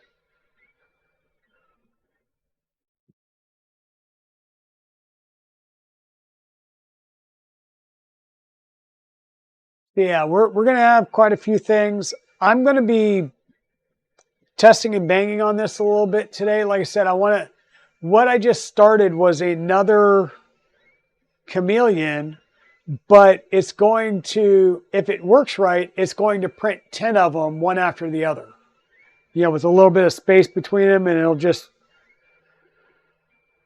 continue to print. So I'm curious to see if I can get that done. If I can, then I'll have a production run going of chameleons and penguins and stuff, and other vehicles or other items for the Toys for Tots. And then I'll also print off, as soon as I can get the files from Scott, I'll get the single body and frame files for the dragster, and I'll be able to print some of those off. Yep.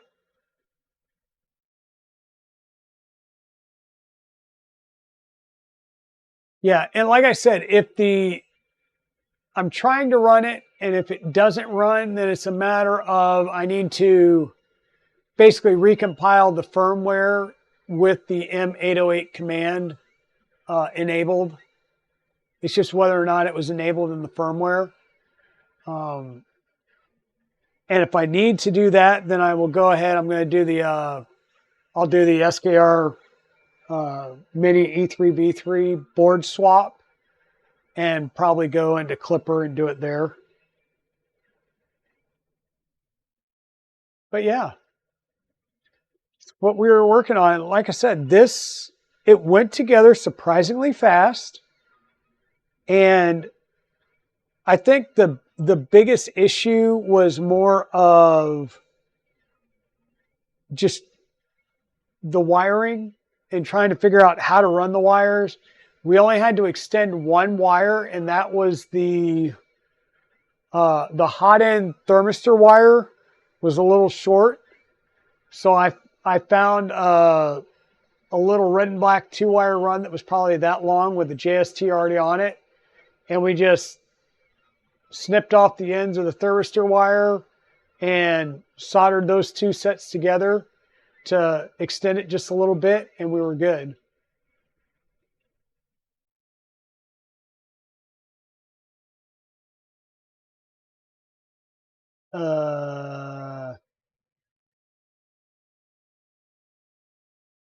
The image link that you sent in chat, as in this link right here, or chat in Discord?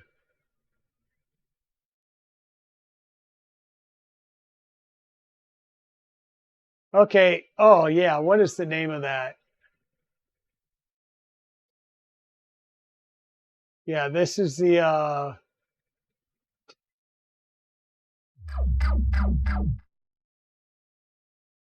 browser windows. Switch this to the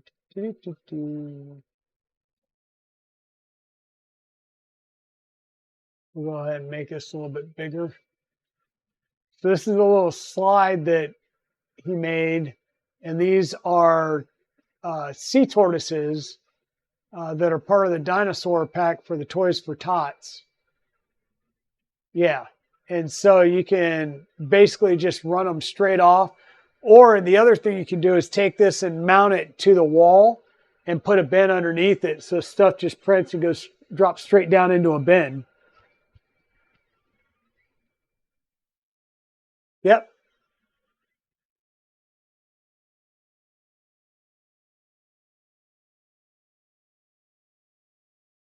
Yeah, so that's pretty cool. That is pretty cool. It is that. So is this a CR30 or is this? I guess this is a CR30 because I see it's got the filament runout sensor, the metal extruder. Yeah, this is a CR30 one. But I mean, yeah, that's a nice setup, and that looks like it's probably a 3-kilogram spool on there. Either that or it's just a really good angle.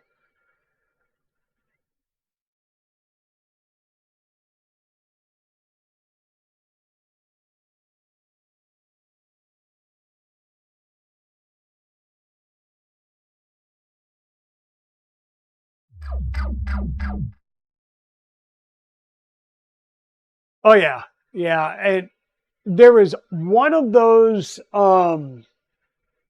dinosaur files, and I can't remember the name of it, that I probably had like an 80+% fail rate on.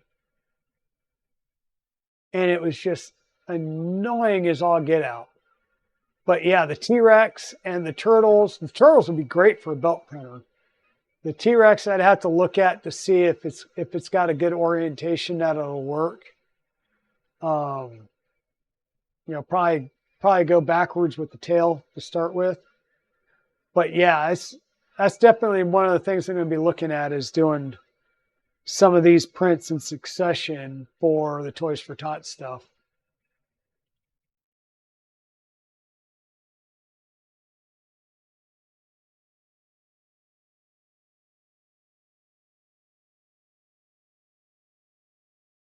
Yeah, there was another one that was pretty sharp as well. And like I said, it was a little one that was kind of like sitting down on its butt with its feet sticking up. That one was all kinds of low poly sharp edges.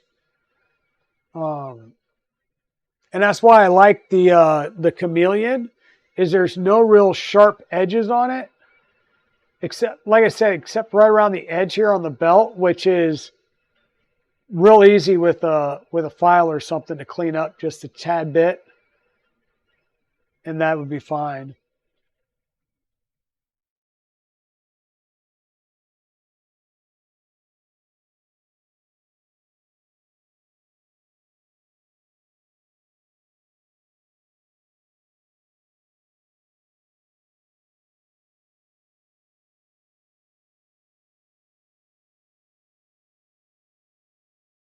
Okay, your big rig trucks and some of Fix'em Dude's vehicles have been approved for TFT for next year.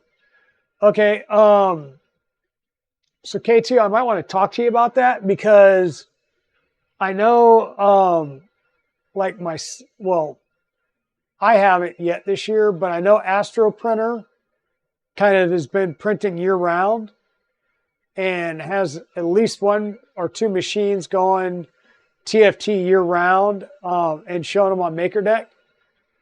But yeah, as soon as I get stuff done for this year, I would definitely be interested in getting some of those and being able to start them ahead of time to increase my production capability for that.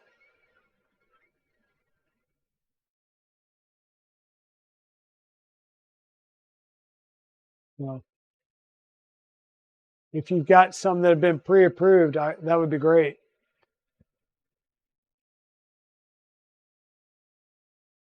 Yeah, gang, with that said, it's 2 o'clock and I am like physically wearing down. I need to get something to eat. Thank you all so much for being here. Right now, I don't have that much exciting to show you other than it's printing. And I will, provide the M808 stuff works later on today, I will take some photos of it as it continues to do the print and show those off on Twitter. Thank you guys so much for being out here and hanging out. Thank you for all the gift subs today. That was awesome.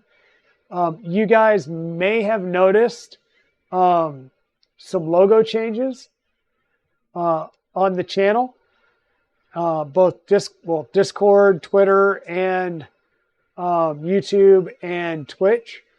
That is a design that Chris at KB3D did for me. They will be on the side panels on the Trident build. Let me put this up here.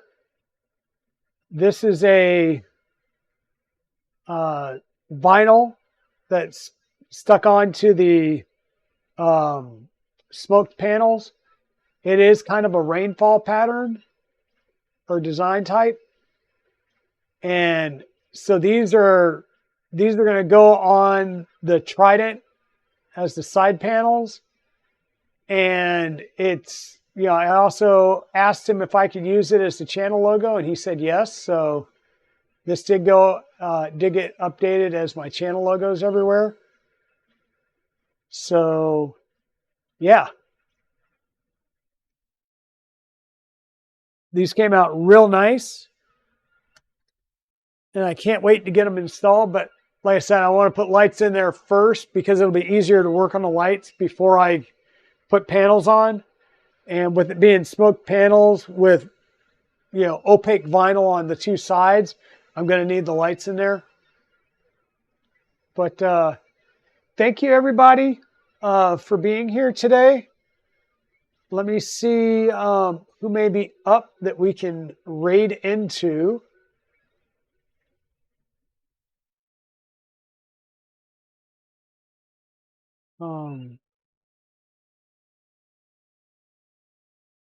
I wanted to raid into Free Heathen because his plan was to raid into me today.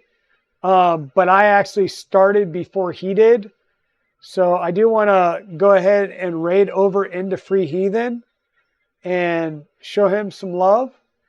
So with that, everybody, I'm going to go ahead and get the raid going. For those of you that arrived more recently, thank you all for coming in and sharing some time with me.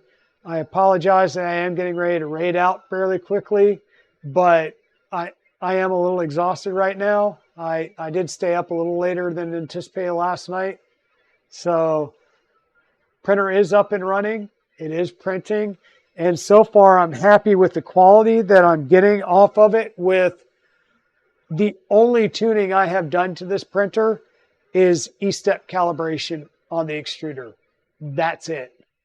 The rest of it is bone stock firmware that I got off the vendor site, and the profile that Edge of 3D provided for IdeaMaker. That's it.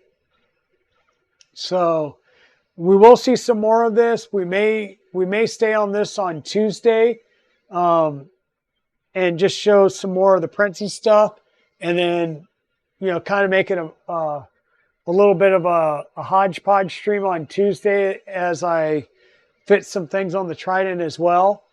But thank you all for being out here.